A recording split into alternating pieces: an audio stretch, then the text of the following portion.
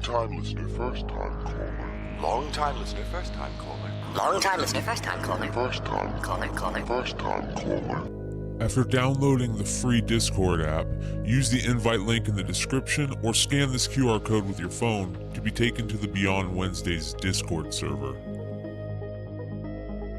First time listener, long time caller. There you will see the Modern Comic Mayhem category on the left with the call-in waiting room. Join that call-in waiting room, set up your camera and your mic, and have your questions ready. Call me now!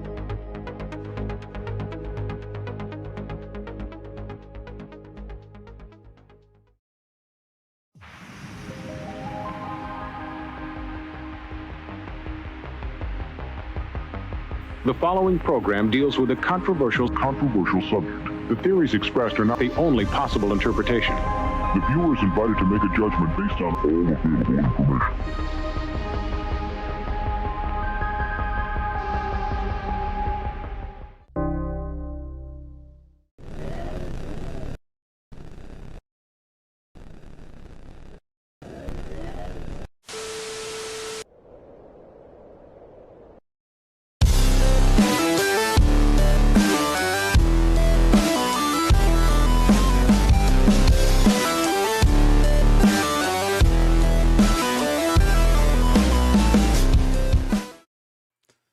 What is going on, my friends? It's another Saturday night, another Modern Comic Mayhem.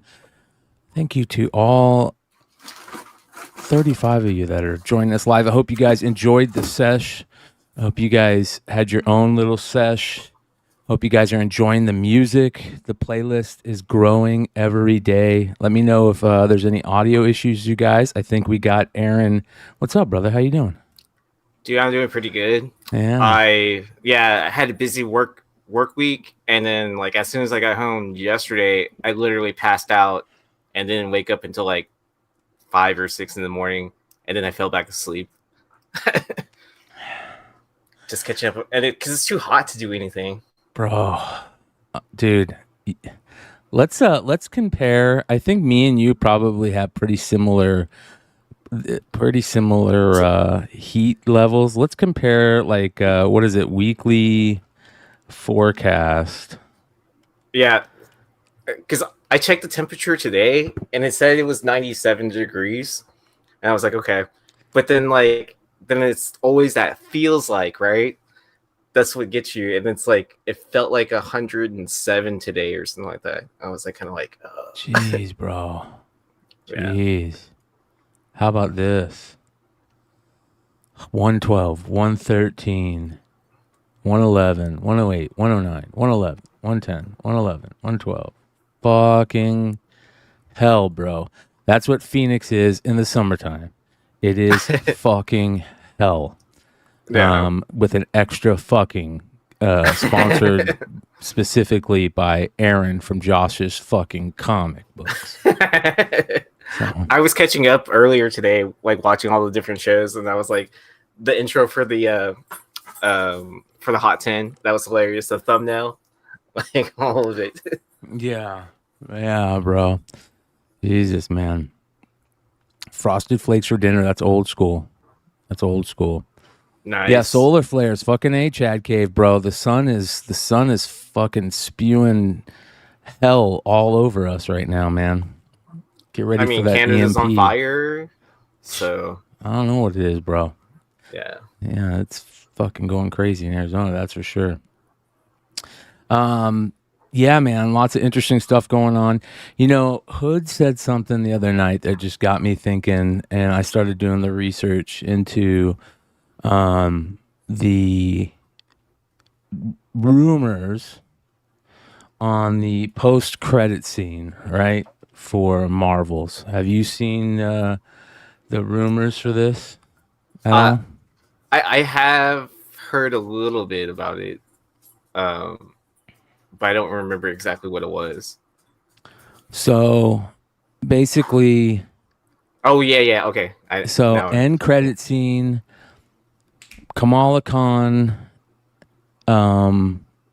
Oh wait, spoiler warning, spoiler. Yeah, fuck off. Yeah, Of course, they know. yeah, It's a if you don't want spoiler. to watch spoilers, right? Yeah. These are rumors. These are rumors, so yeah. it's not confirmed. Rumor is that Kamala Khan meets up with Haley Steinfeld and goes, "Hey, Ant-Man's got a daughter," and boom, it's on like fucking Donkey Kong for Young Avengers. You guys need to start picking up those $300 9/8 all day, every day, because if that's the case, dude, holy shit. Yeah, and then won't what are the kids' names from Wanda? Won't they be aged up now? Wiccan and too? Speed. Yeah, Wiccan and Speed. Won't they be aged up at that point too? Yep. You have all kinds of crazy stuff, dude. So think about it. You could have the Young Avengers going on at the same time as like a new version of the Avengers, and have the Dark Avengers going on at the same time. That would be kind of cool. Oh yeah. I'm looking forward to that shit.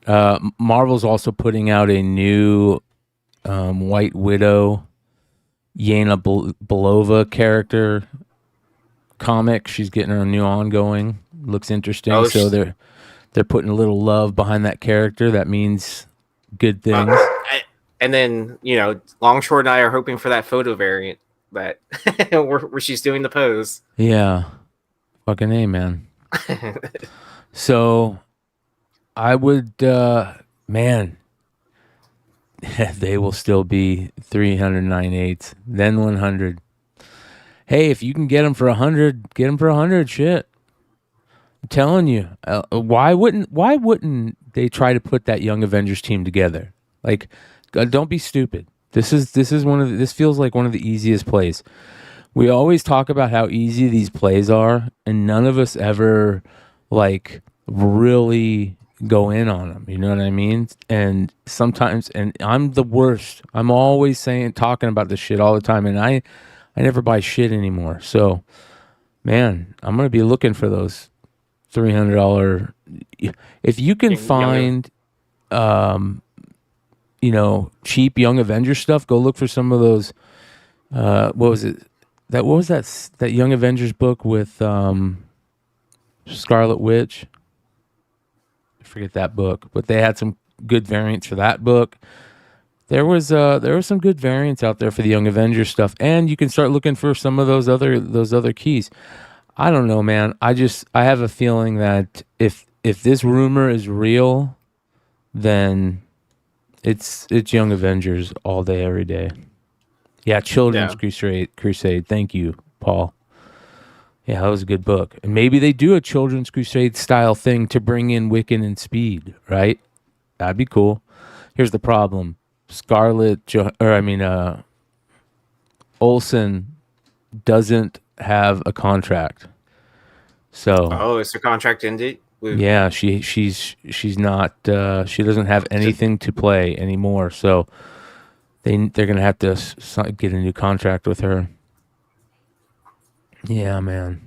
Yeah. Shout out Jersey to the Bay. Nothing like still being on the clock and listening to the Beyond show. Fucking That's A, awesome. brother. Fucking A, brother. I have my forecast for the week. If you want to see that. All right, let's do it. All right. It's not as bad as yours, but I'm sure the humidity and all that stuff will play into factor. Fuck off. You're less than 100 degrees. Get the fuck out of here. Yeah, but I mean, like, it'll feel like 100 and like whatever. Yeah, bullshit. It's 110 out here, dude. I don't want to hear it. You're lower than 100. Yeah. It's death out here, bro. You go out there, it wicks away your soul. Especially when you're past 40. It not only wicks away your soul, it makes your knees hurt. Fucks you up, bro. Yeah. Planet Arizona Comics. Planet Arizona Comics knows what I'm talking about. So yeah, but it's that dry heat though too, right? Compared to the it's just hot, bro. It's hot. I'm sure hot. both. I'm sure both places are pretty bad, but yeah. Could you imagine I was watching a show where they were talking about it was about Vietnam, and they were talking to these vets, and some of these vets were talking about it's like 140 degrees out there with the humidity. Like crazy numbers. Could you imagine that shit? Hell no. Well, and then you're talking about war too, so you're also carrying like what, at least 50 pounds of gear, like long sleeves and all that bullshit. I understand why all those dudes got high, bro. Yeah. Yeah, man, that's crazy. Yeah. That's crazy. Well, guess what, brother? Are you going to San Diego? I am probably not. I'm gonna save up more money for next year to go. Smart. Well, here's what I'll say. It's going to be 75 degrees in San Diego during Comic-Con. Oh, that sounds beautiful. And it's California weather. Oh. Yeah, bro. I'm going to find a good dispensary. I'm going to set up my shit. I'm going to figure out I'm going to bring stuff to I definitely got to bring stuff to stream. It's going to be me, Leg, and the Hive Boys in this fucking Airbnb, bro. Yeah. Yeah. So, sounds like a lot of fun and a lot of trouble too. we should do real world San Diego Beyond Wednesday style. That'd be funny to watch. Right? And then then you can all have your confession cams session. Bro, dude, when that first Real World came out, I didn't know anything about it until it was the end of the season, right before the final episode. They did where they played every single episode, and then they did the final episode. Dude, and I caught it at that first one during that day and got hooked and watched the Real World season 1 all the way to they debuted the final episode. And that shit was the craziest thing ever when it came out, bro. It was so addicting, dude. It was there wasn't really anything else like that, right? At the time. It was crazy. It was crazy. I even had a teacher that did the whole interview. Like you sent in the audition video to be on the Real World. I mean, I don't know if that video ever like surfaced anywhere, but I thought it was like super funny that that was like one of those random facts about the teacher like in high school. Yeah. Yeah, that shit's kind of crazy, man. That shit's all fake, though. So Ryan's in the chat. He knows how hot it is in Houston. That shit is all fake. All right, let's take a quick jaunt into the El Bay and take a look at some Young Avengers prices, and let's see if you guys think it's worth jumping on. Look at that. You can pick up a 9.6. That might be a little bit too much, man. I'd have to take a look at that. The Wizard World? Yeah, it's the Wizard World. It's a 9.6.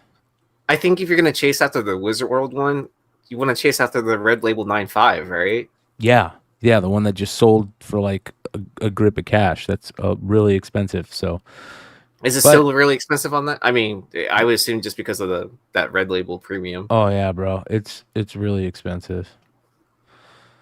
There you go. $1,000. 9.5.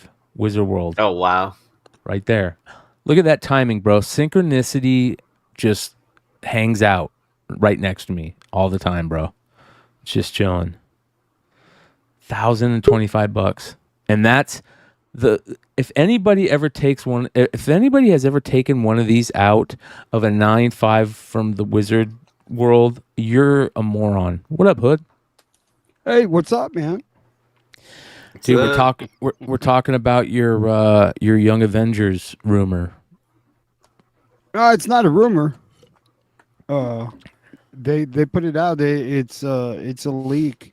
So it's 99.9999999. Yeah. Well, I mean, as we've seen with the Flash, you see different versions out there now. So what if they change the version again? I don't know, man. Fake reality TV. Yeah. How you doing, Yee? Doing pretty good. Just caught up on sleep finally. Like ready hey, for Bryan, the next go back. Look at this, Aaron. Go back, Brian. What? Go back some more. A little bit more. A little bit more. Okay. Hold on. Couple more. Jesus Christ. Come on. 2 more. Right there. $47 for that silk. Yeah, bro. Oh my goodness.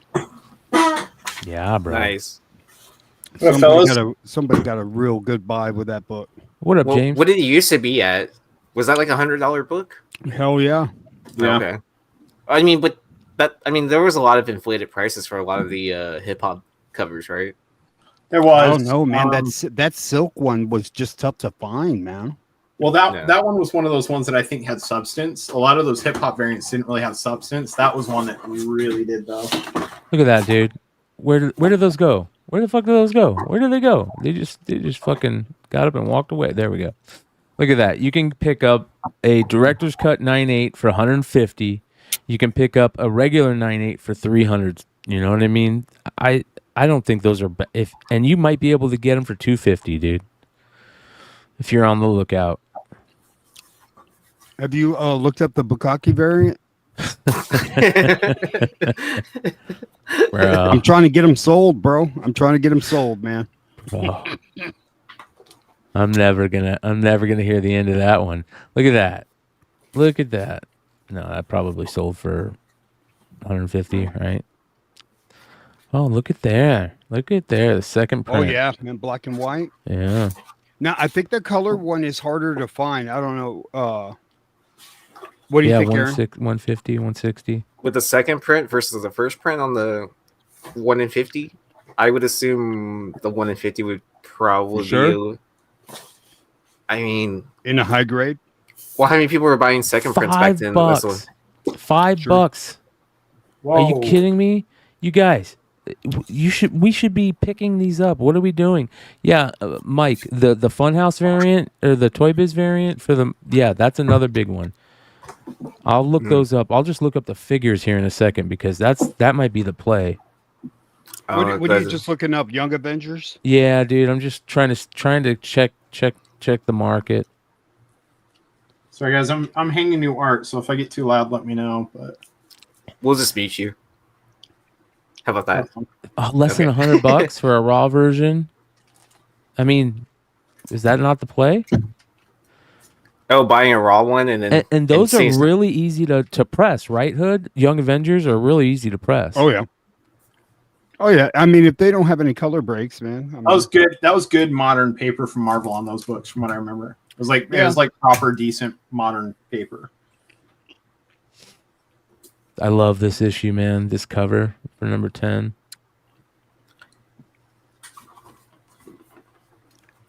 That's an interesting series, the Secret Invasion one. Surprised those Secret Invasion. Ooh, look at that. For 9.4, Young Avengers 6. I got about like 6 or 7 of them, man. Yeah, bro. I play was right now. I just don't like that actress, dude. Was that a Marvel .1 for $75? Yeah, dude. Look at that. $332 for that Art Adams Squirrel Girl, bro. Oh, isn't that like a pretty hard to find book? That's fucking crazy, dude. Well, that's crazy that the Squirrel Girl, who has no hype around here or anything like that, is selling for more than the Young Avengers. I would say she has hype. Well, I mean, there's no confirmation of any. Yeah, it's not warranted hype, but she's got hype. Right. I mean, people are excited or want her to be in the MCU, but there's no confirmation. But I mean, you could say the same as Laura Kinney, right? The hype we got out of her was her as a young kid, and she's coming back too, motherfuckers. Over a decade ago, right? But her book keeps climbing. She's coming back, bro. She's gonna be back in Wolverine. Did you guys hear about that leak? What's that? So Deadpool is gonna be about the time variant shit, just like we thought, right? Yeah. And they're gonna end up in a weird timeline that is like Days of Future Past, where Magneto is the bad guy, and then they get, I guess they go to the Logan timeline, and then they get Logan and X-23. Oh wow! I also heard Lady Deadpool was supposed to make an appearance in the movie as well. Ooh, that's dope. One on the wall. That's cool. That's badass. Yeah, bro. That's the rumor on that.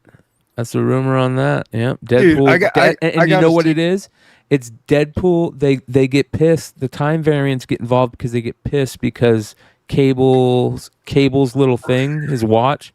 So they go after Cable and they catch Cable and they go after Deadpool to catch Deadpool. And I guess he makes a deal with him or something to do something weird. But fuck, X-23, bro. Young Avengers, throw her in there. I don't give a shit. I want to see the claws come out of her feet, bro. What are the claws? Yeah. Marvel Legends, right? Marvel Legends. Mama. Let's see what this shit sells for. I'm gonna be on the hunt for that 1 Look in at that, 25. $116, dude. That's the play right there. You can pick one of these up for $100, and look at what's in the back of those motherfuckers. Yeah. Oh, and it doesn't have those weird indents Mhm. like packaging, so like I assume that you can probably get it in pretty high grade. It is a black cover. But Yeah, but it's not like the 2099 packaging. Exactly. It'll probably do okay. Yeah. You might see one of these on a future Jesse James eBay live sale. Hint, hint. I'm so happy for him, by the way, on that. Pretty cool, right? What better person to have is like one of the OG flagship people for eBay Live. Somebody who's been holding it down for over a decade doing live sales. That's got a reputation that cannot be touched by any other retailer. I mean, come on now. I saw that announcement. Just like I saw his he's got the Eisner Spirit Award nomination again this year, like he does every year. Well earned every year. I mean, it's just He's, somebody's doing shit right when they're every year they're nominated for the award for one of the best shops in the country. Every year he's doing new things to innovate. Every year he's helping other retailers out and doing stuff the right way. I mean, the dude's like what we, as a retailer, I aspire to be anything close to what he does. So, I mean, it's congrats to him again for all that. I mean, it's well deserved. Dude's a fucking legend. You know what I like about Jesse is that he, I never hear that guy like talk bad about, he's always positive about just selling books, and that the fact that you can always figure out other ways to make money. And he's really big about karma. He taught me about comic book karma, and that shit's fucking real, bro. That Comic shit karma is real. Real. Hey, what print is that? Real. Oh, this is the 6 print. Oh, nice, bro. High grade. Mama. Hey, Hood, you got any bone books you want to let go of? Bone books? Yeah. I got number 1, 6 print right here. Well, I mean, ones I can afford. My kid's like really, really into it, and he wants one for his collection. Let me look around, dude. I think I've got some back issues. Just keep your eye open for back issues. Well, I know I do. I just got to dig them out. Okay. 119. Look at him. 119. $98. That's the play, you guys. 100. There's the book for $1. Oh wow. That's crazy. That's the Marvel Legends. Yeah, that's from the figure set. That shipping though, $28. I mean, I get it from UK. Yeah. Well, there you go. There's one for 40. Hey, do you guys think we'll get Coulson in the Secret Invasion? Yeah. Probably. I think we'll at least get a clone of him. I don't know if it's going to be him, but maybe somebody pretending to be him. Is this taking? I haven't even watched it yet, bro. I'll be honest. I just watched Flash. It's after the blip. It's well after the blip. Okay. 10 years later. So, because like I got this. Where is it? This Avengers solo with Ooh, that's badass, Coulson. bro. Yeah. Oh, that's a hard book to find, anyways. If he does, that would be a gnarly book to have. Yeah, that's a And good then book, bro. got Mama. Oh, Mama. Daisy. Daisy. Is she a Daisy? Hey, I want to remind everybody that if you want to call into the show, the lines are open. Just check out the link in the description, or call into the call-in live. It's available. Check it out. Books, check them out. All right. Next, what else do I want to talk about? I want to talk about. Oh, dude, this is crazy. Check this shit out. So a lot of Fantastic Four news, right? News that Adam Driver and Margot Robbie are out. And Matt Smith of Doctor Who may be in as Mr. Fantastic. And I forget who they said about Sue. But check this out. You want to see something cool? Watch this. I love this guy. This dude's a badass. The dude that plays the main scroll guy. Check this out. Oh, yeah. Doom He's an amazing against actor. anyone.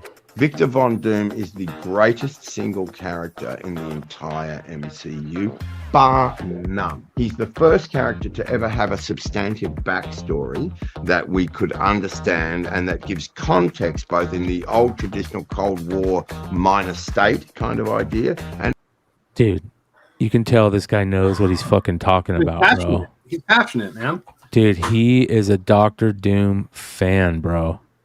This dude knows what he's talking about right here. So the Seriously. question is he passionate because he independently is passionate, or is he passionate because he knows something we don't yet? I think he's a comic fan, dude. Check this out. Watch. I think he's a comic and fan. also as someone who really got disfigured, got his family taken from him, and then takes all that, takes his skill, has the wounds, has to wear the mask, and continues on to do what he does. The Fantastic Four suck, right? Now, you can keep anyone out. Give me Dr. Doom against anyone, because Victor suffers, and you will now suffer. You know, that's why it's a no-brainer. Right? He's a fucking comic fan, dude. He reads fucking comics to be able to talk like that about Doctor Doom and knowing how shitty the Fantastic Four is. Yeah. So well, in comics, people are a fan of him. I mean, you couldn't be given a worse. I mean, it's a good character, but the character he was given, you couldn't be given a worse character to give life to. Yeah. That we've seen in the MCU, right? But Talos, that dude has yeah. owned that role that, like, when he's standing across from Samuel L. Jackson, you're like, this dude's out acting the shit out of Samuel L. Jackson. He's a great actor in anything he's in, dude. Owning the role, man. I mean, he's killing it. The first thing, agreed. The first thing I ever saw him in was a old TV show. I can't remember what it was, but he played like a beach bum in Florida. And I can't remember what the name of that show was. But anyways, watch this. Check this out. No. This is hilarious. Give me Victor Von Doom. Give me the success from that lame ass group of like flame on. Victor Von Doom is I gotta replay that. I love how he makes fun of Fantastic Four. a group of like flame on. You know what movie you need to see him in, Brian? That was a good impression. It's called Mississippi Grind with him and Deadpool. What's his name? Ryan Reynolds. Yeah, Ryan Reynolds. Good movie. Yeah, great movie, man. They're What's it about? Gambling junkies. He's a big time gambling junkie. Yeah. Okay, I'll check it out. That sounds interesting. It's badass. That sounds really interesting, dude. Well, man, there's a lot of talk about Doom right now too. A lot of people chattering about Doom all around the place. You guys, I still want to know which Doom we're getting. Are we getting like normal Doom, or are we getting that God Emperor Doom? We should get both. Oh, we got Why can't we get both? That's Yeah, true. we could get both. The transformation into God Emperor. Yeah, fucking A, bro. A decent 20-minute backstory would be enough to cover it, right? Let Robert Downey Jr. Reprise. I mean, And what's his name's back? Jonathan Majors is getting vindicated, so he's back. Allegedly. Shit. I thought it was Everybody was proven so in New quick York to, court, right? Yeah, everybody was so quick to say that he was done, but now nobody's quick to say no, he's back. So fuck it. Whether it's a good thing or a bad thing, people in positions like his are. You should always be assumed innocent before guilty. Let's get down on the table. And I'm going to say stand on one side or the other with his innocence or guiltiness or whatever, anything like that. But people are quick to forget past transgressions if you are phenomenal at what you do, whether that's in sports or acting or whatever. So this is not something that's going to destroy his career. If he's found guilty of what was alleged, then that's a whole totally different story, but it's not something that would keep somebody down. I thought it was proven in New York courts that he was innocent, wasn't it? Well, then there you go. No, I mean the trial hasn't even started yet. No, the chick, some shit has come out about the chick, about her being wasted, and then I don't know. Man. And then she's getting charged. And then she's being charged with assault charges. Now instead. Yeah.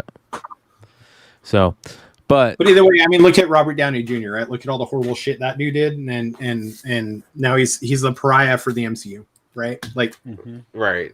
Well, and then Bryan's happen. And then Bryan's Comic Garage is bringing it up that Justin Roiland was proven innocent. Yeah. And then but he got taken off. He lost everything. He lost everything. He got taken off, but it got renewed for 5 more years, which who's to say he doesn't hop back on in the next year? I mean, it might just be he's not doing the voicing.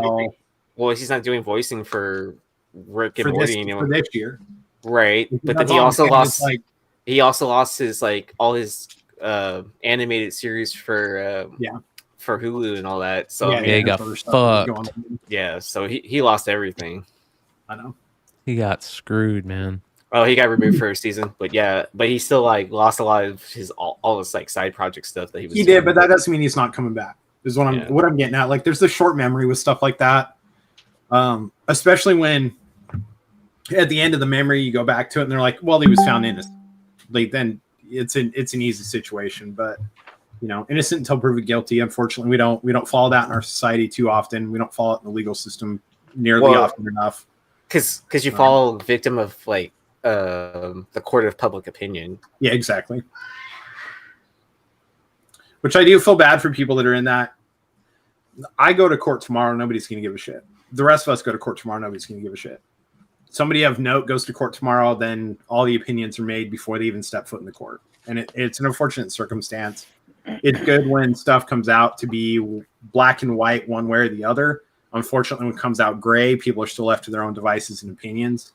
But yeah, I don't know. We'll see how stuff goes with their boys in the MCU. But with Justin Roiland, that's cool. That's some vindication, I guess. So I don't know, man. We'll see. We will see. But it's interesting one way or the other. It's interesting. So. Yeah, for sure. Faux show. Well, that being said, you guys ready? I'm gonna blow your guys' fucking mind right now. Let's do it. You ready? Hold on here. Hey, James, did you see the Hot 10 last night? I peeked in on it, but dude, I started watching it and literally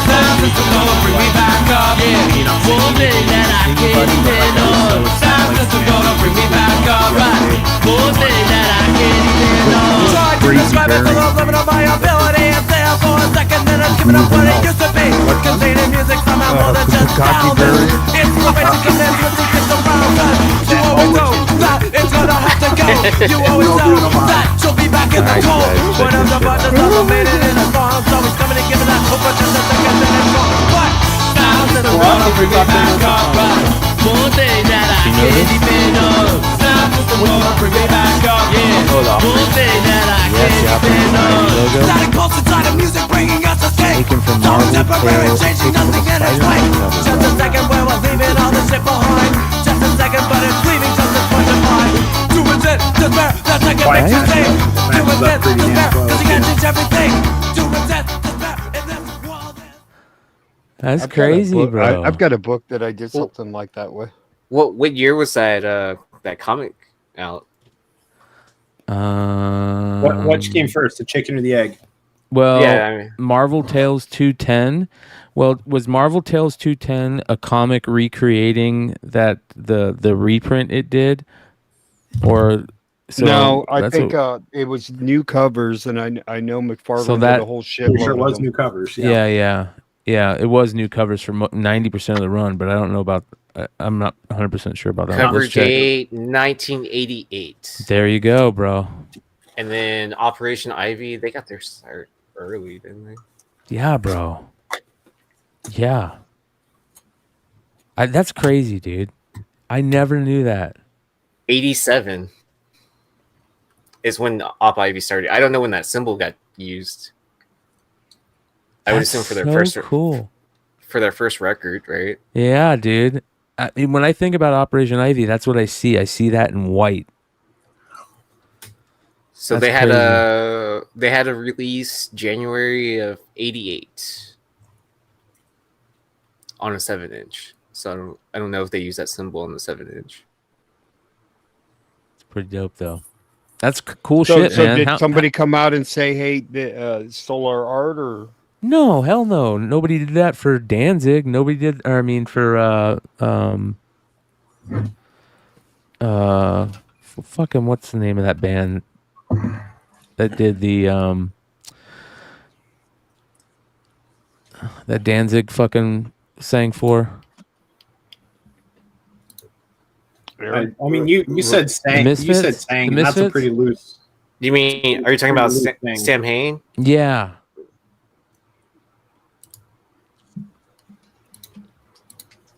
And then there's that one with the was it the Misfits that used the pre-code horror Yeah, the Chamber of Chills. Yeah, Danzig 19. uses the Sam Hain horns, right? But also the Misfits use that pre-code horror shit. There's a lot of cool. This has got to be a new niche comic book thing in the Discord. Like, you know, I agree. Art, good spot. We can call it like art used for other things, or I don't know, some crazy shit. Yeah, I mean, a ton of the punk kids I knew, they were all big into comics. Yeah, like, fucking A. you know, yeah. So it makes sense to me. It does. Yeah.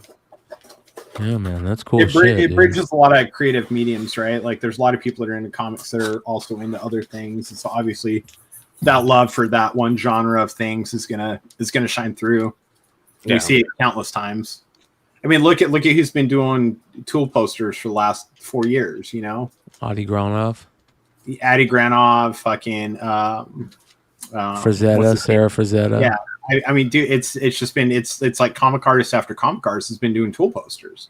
Yeah, I mean, these guys obviously have a love for this medium, and I think it goes the other way around. I think a lot of comic creators have a lot of love for certain musicians and artists. Dude, when I work all day long, 10 hours a day, I've got music on or I've got streamers that I listen to on.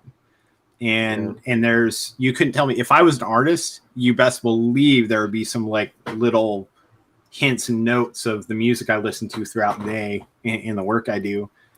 Just like if I was a musician and I read comics on my free time, there certainly would be comic nuances in my music. So. Yeah. And then shout out to Chillin's Green and Cornbread, because I know he always brings up the Molly Hatchet record that Frazetta. Yeah, he was here a little earlier. He's probably all passed out now. He's probably Lucas is probably wasted. It's a holiday weekend, bro. Yeah. All right, so did everybody get a chance to hear about this crazy shit that's going down with the fucking Lord of the Rings? Holy cow. This is the craziest thing that is so stupid. So everybody bought cases of this stuff to try and find this damn Lord of the Ring card. Okay, and I almost bought a case. I'm not even into Magic, and I almost bought a case. When did these drop? Like a week ago? No. They dropped a month and a half ago. I feel like I hear Bobby Shmurda in my head saying that all whenever I say that week ago. Anyways, it was like a month and a half ago. Yeah. Anyways, this shit dropped a week ago, and it's already been pulled, and people are sitting on cases that just became lose 50% of their value. Yeah, well, they didn't. So here's the thing: I've been paying enough attention to this, I can speak to it a little bit. They didn't become worthless because there is still like limited to 100 numbered. There's 5 different rings available. There's limited to 100s that some of these still go for, I mean, a lot of money. Well, but the one of one was, of course, the chase. The funniest thing about this, bro, James, real quick, I gotta interrupt you because the funniest thing about this is this. So BGS said before, months ago, they put out a thing and they said, "One treasure to rule them all, a custom one of one Beckett label inspired by the Lord of the Rings. One of one Lord of the Rings inspired artwork by Magic the Gathering artist Titus Lunter to be used on a custom Zion case, playmat, and fine art print. 2 complimentary airline tickets to Beckett headquarters to submit the 101 for grading in person, a Beckett gift card to use toward future grading services, and 4 booster boxes of upcoming Magic the Gathering product releases. If whoever pulled that card got it graded by Beckett. And right? he didn't. And look how beautiful that would look, right? I know, but he didn't. And the dude went to fucking PSA. What are you kidding me, bro? Well, how long has that Beckett offer been up for? A while. A couple of weeks.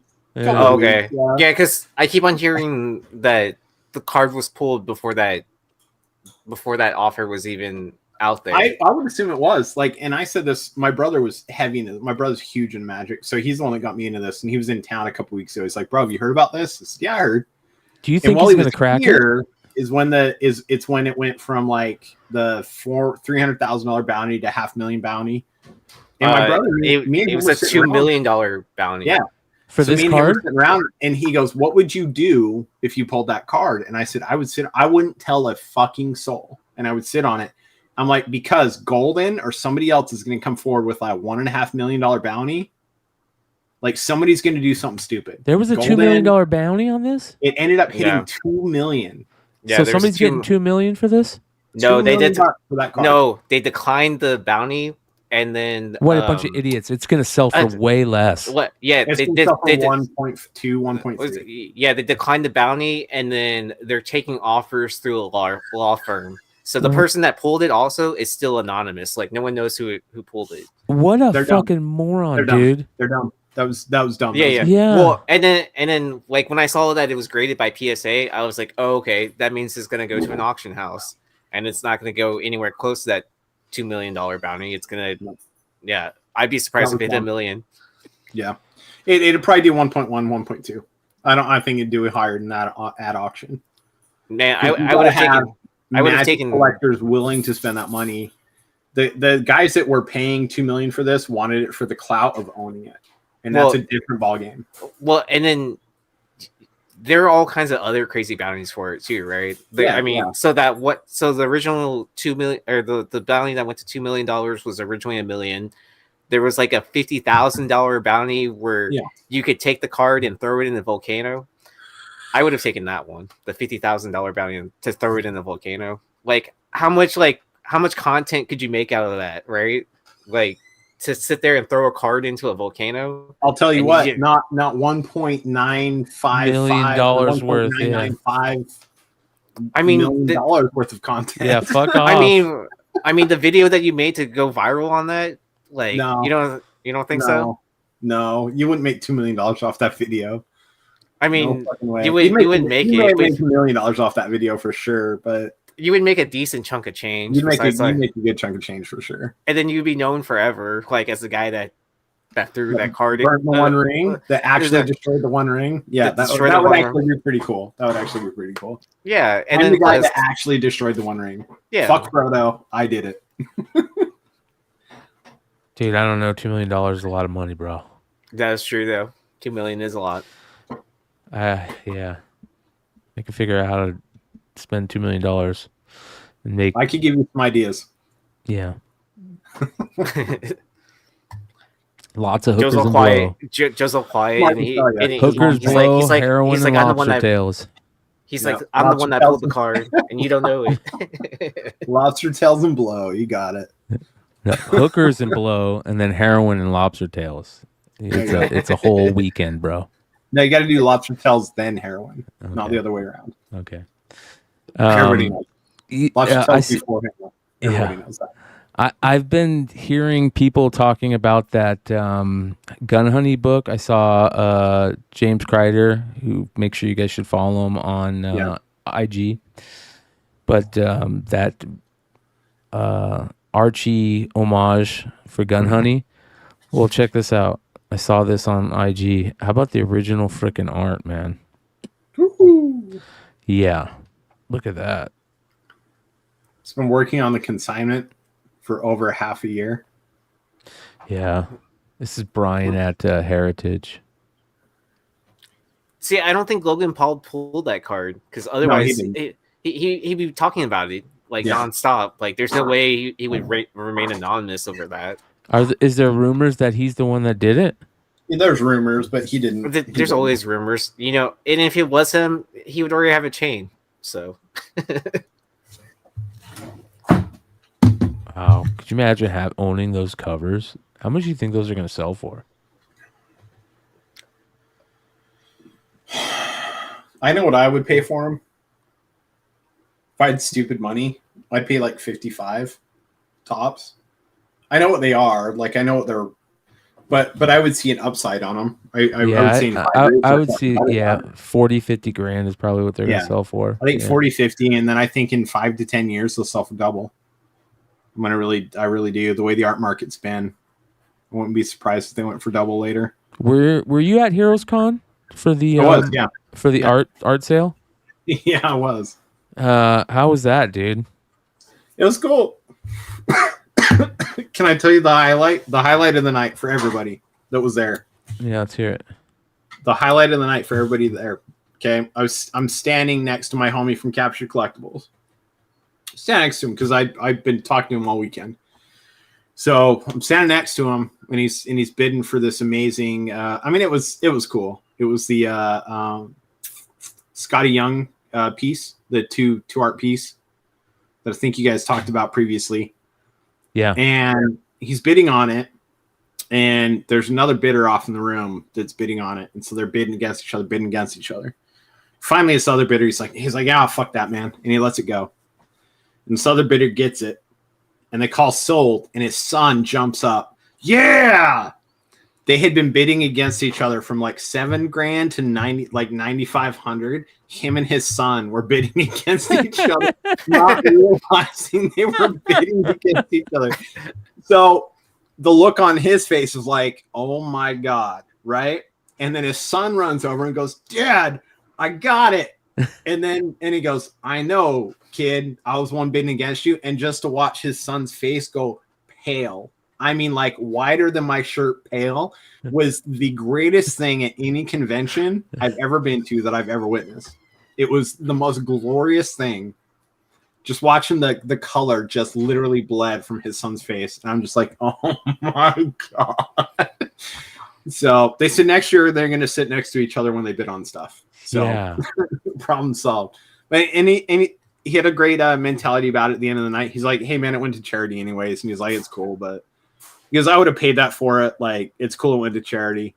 Great mentality to have, but goddamn, I would be upset at the end of the day with my kid knowing that we could have got it for like $2,000 cheaper. You know, you just kept your mouth shut. But no, it was good, man. There was a lot of cool art. There's a lot of art. I would say this next year, I'm going prepared for the last 20 things in the auction because there was some really good stuff that went really cheap at the end. But about halfway through that show, half of the people leave.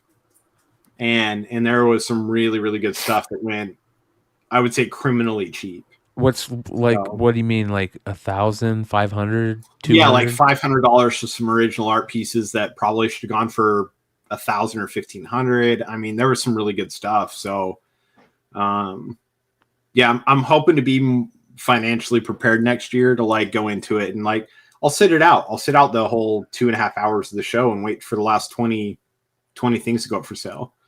Because there was definitely some stuff, man. There were some heavy hitters that left the room, and after that, man, air went out of that room as far as bids. So I would say after that piece of art left, the rest of the bids came in probably a majority of them came in 40 to 60% lower than what I would have thought they would have. Well, bro, I'm getting excited. We were talking about San Diego, dude, and it's getting close. Less than 3 weeks away. Really close. I just bought tickets. I just bought plane tickets. Finally. To where? To San Diego? Well, no, I'm gonna fly into Vegas because James. And then Jonathan's meeting me in Vegas, and then we're going to spend the night in Vegas, and then head into San Diego the next day. So we'll see what kind of condition we're in when we get there, but but you're gonna both be looking like Hunter S. Thompson on your way to San Diego. Tuesday I fly into Vegas, and then Jonathan will meet me there. We're staying the night there, and then we finish the drive Wednesday morning, and then we set up booth for previews night. So, because a lot of people don't realize like San Diego's not a 4-day con; it's a 5-day con. There's previews night and then 4 days. Yeah, you get there Wednesday. You get there for Wednesday, right? We'll get there. We'll get there Wednesday, probably about like 1 or 2, and then I think previews night is 4 to 7. So Brian, if you see them swatting for bats, they had a really good time. Exactly, we had a really good night in Vegas. Exactly, but I mean, it's cool. Like for us, we just got our facilitator for CGC, so we can now go get witness signatures facilitated through us, which is cool. So San Diego is going to be a dry run for us. We've told a bunch of our customers that are coming to San Diego. We basically begged them like, hey, if you were going to submit stuff through CGC, we'll match their pricing. Come to us. We need to test the system. We need to make sure it works. Like we need to this and that. So, because our goal is by New York, we're going to have Laura and Ant as witnesses and probably Mel and a bunch of other people, like anybody we know that's going to be in New York, we'll have as witnesses. And we're going to take mail-in submissions for New York, which would be cool. A lot of people have been asking us if we're going to take mail-in for San Diego, but like the timeline's too tight. Like we're not going to do that. So it'd be interesting, toes tipping in the water. Plus we have a bunch of exclusives for the show. So what's your booth number? I could probably look now. It wasn't listed until like a day ago. We didn't even have a booth number, so I would have to dig, but I could find it. I'll find it for everybody. I'll drop it in the Discord, and I'll tell everybody on like Wednesday or whatever. Someone in the chat was just asking, so I figured I'll let everybody know. I'll let everybody know for sure, and we'll let everybody know on our. Is this your Airbnb, bro? Doesn't it look like a real world place? It's like this big loft. Like, look at that, bro. Are you sure you're not filming for the world? That is our Airbnb, yes. Look at that, dude. That's dope. And it's I gotta figure out where it's at. Let me see here. Dude, can I be honest with you too, Brian? I was looking at hotel rooms on the way back to Salt Lake, right? Even on the way there, because we're hitting Vegas on a Tuesday, both nights, right? Because even coming back, me and Jonathan were like, well, we were talking about it, like, let's hit Vegas Sunday night because we're gonna get there just in time to go to sleep. Yeah, it's got a pull-out bed at the bottom. Like, hang out, right? And on the way back, dude, I was looking up suites Monday night. I'm looking them up, and I'm like, bro, we could get like an 1,800 square foot top balcony suite at New York for like $240 Monday night because nobody's there Monday night. And I'm like, we might want to stay there Monday night. Like, bro, like dream suites. There's one that was at the Bellagio that was like it had its own cocktail bar. So it's like the 18th floor and above has their own. You have to have key access to get to it, and it's your drinks are comped. You get breakfast comped, you get dinner comped, and it overlooks the entire strip. And it was like $340 a night, you know. And I'm just like, holy shit! How do we not stay in Vegas when prices? Because there's no football, there's no hockey, and it's not a weekend. Like we could stay at some of the top suites in all of Vegas for like $350 the night we're going back to Utah. I'm like, shit, we might want to stay an extra night. Dude, how do you change this to like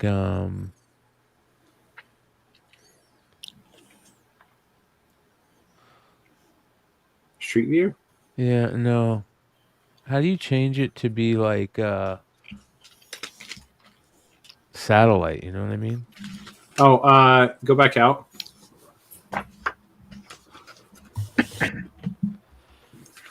I don't know that you can through the app. You'd have to look it up through Google. Are you on Google? No, he's on Airbnb. Oh yeah, you got to do it through Google. You can't do it through Airbnb. What the fuck? Oh, top left corner view on Google Maps. Where? So go back to that menu you just had beforehand. Not that. There was like a button at the top left that said like view on Google Maps or something like that. Hold on 1 sec. I want to see this place. See right there on your top left corner where it has the address. View on, yeah. Dope. Good call. Yee. All right, that's not bad. That's not bad. All right. I don't recognize anything, so I don't really care. I know where that is. I know where that area is. Let's see. Like 2 blocks over and like 4 blocks down from the convention center. From there, it looks like. If it's where I'm thinking it is. It's not far. And Jonathan and I have already found, or I found 4 cigar places. Like cigar... bars? Not cigar bars. Cigar... I don't give a fuck. No, I'm just joking. Yeah, I know you don't, but that's where we're going to be every night. So if you want to find us, that's where you find us. Bro, you might actually like one, Brian. Brian, there's one at the end of the convention center. It's like literally at the end of the convention center. It's right on the pier, like the beach. There's chairs on the beach. So you go buy your cigar and your drink, and you go sit on the beach, dip your toes in the sand, and smoke your cigar. And it's California, so you go down and you smoke your whatever. Well, me and Jonathan are smoking our cigars. Oh, there's a smoke shop right here. Bro, I found them all already. I found all the cigar lounges. Where's High Octane? Well, McClay's gonna roll his own cigars. So yeah, that's what I'm saying. But there's a couple of them where he actually could and smoke with us. The hell is going on there? You're in the middle of the ocean there, brother. I know, bro. I'm stoned. All right, all right. So one of the things I did want to talk about though is for San Diego, I want to get some. I've been going through all my comics, just sorting, good shit, garbage, stuff I'm sending to Hood to get graded, that type of stuff, and I'm finding all my my sketch covers. And I want to get a sketch cover from Maria Wolf, but I want to have her do a Garbage Pail Kid for me, I think. Like some type of crazy Garbage Pail Kid thing. And then check out these fucking remarks that Clutch got from Maria Wolf in Denver. These things are sick, bro. For Battle Beast, look how badass that is. She's so nice, by the way. I met her at Heroes. Damn nice. That is amazing. That looks so cool. So she'll be at our booth for an hour one of the days. We've already got her. She's on our docket, but she'll be at our booth. Brian, you tell me what you want to get signed, and I'll drop it there with her. Yeah, she's amazing. Amazing. Good shit. You know who I want to get at San Diego? I'm going to get a Garbage Pail Kids from Alex Pardee. Oh fuck, bro. I've got 2 blanks. And Well, have you contacted him yet? No, but I'm going to talk to him there at the show. I'm going to talk to him before, but I'm going to talk to him at the show. We want to try and get him to do a comic cover for us. So I'm going to use it as a way to start that conversation. So yeah, I'm going to go up to him, drop a book, and say, "Hey, man, if you got time to work on this over the weekend, cool. If not, it's fine. But while we're talking about this, how do you feel about doing a comic cover? You haven't done one since Invader Zim. Like, how do you feel about doing another cover?" What number was that Invader Zim, bro? I gotta get one of those. 12 or 20 something. I thought it was it's 12 or 13. 13, 12 or 13, yeah. And that's RD, right? Do I have that? Yeah. I gotta put that in here. Shout out to Bolo. I learned that from him.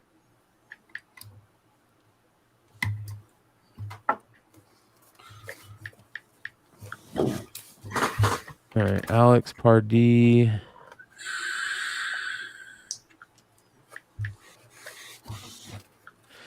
And then what was that? Invader Zim.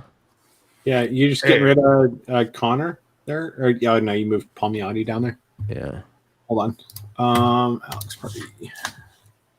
17? Easy? 13. 13 cover B. 13 and it's beautiful. It's such a good cover. Yeah, 13B. Yeah. So I have 2 Garbage Pail Kids blanks that Mel was so fucking. When I told him what I wanted to do with those, I'm like, man, I wish I had some of these blanks to get off to.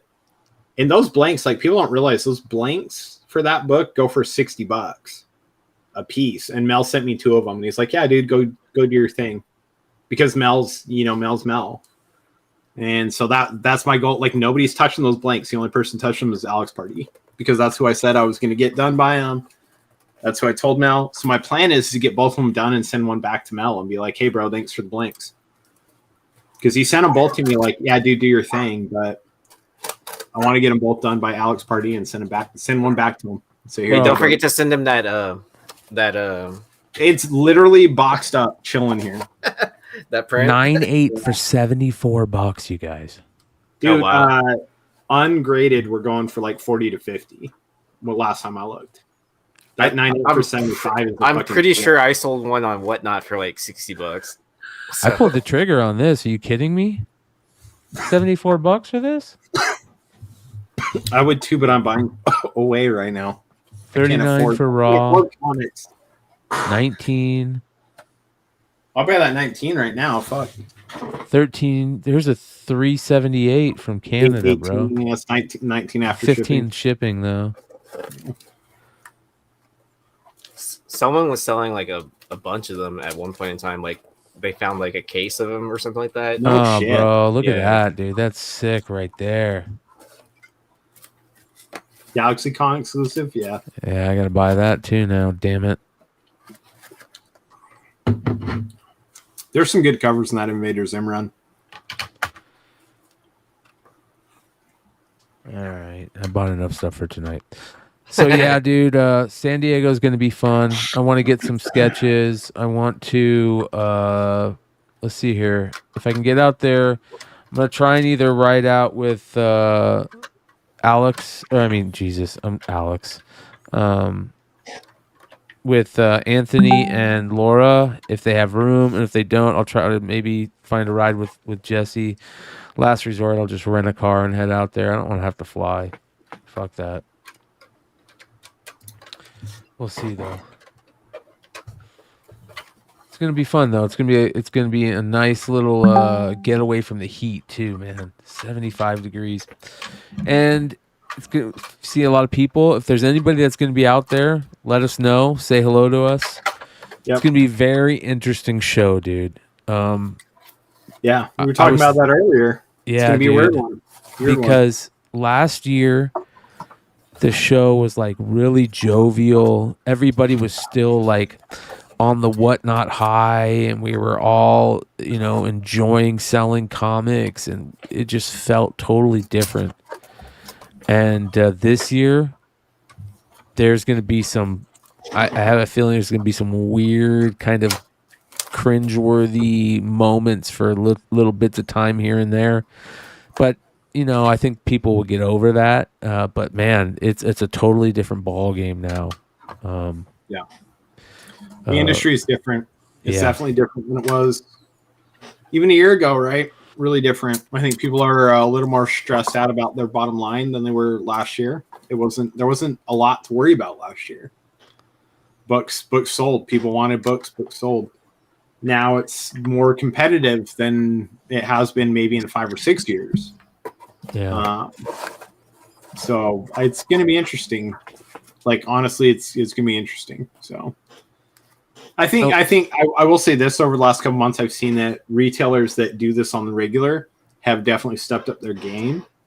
I think we're getting better covers than we've seen in a long time, which is nice. So I'm expecting some really, really cool San Diego exclusives this year. Did you see DC's? DC is putting out reprints of Batman 655, Supergirl World of Tomorrow, a Teen Titans book, and something else. They're all based on James Gunn's first movies that he's going to be doing. Bless you. Thank you. But there's a 655 sketch cover that has the old school Batman I thought it was dress. on mute. So that's going to be cool. Steve says, so if I wanted to go to San Diego SDCC, say 2024, how do you obtain a ticket? Is it a lottery thing? Do you pre-buy a year in advance? Just curious, because it's definitely on my bucket list in the future. Well, it is a lottery now, but if you're, it's also a networking thing. I think, most people, if they have friends, in the community, they could figure out a way to get in. I'm going this year without a ticket.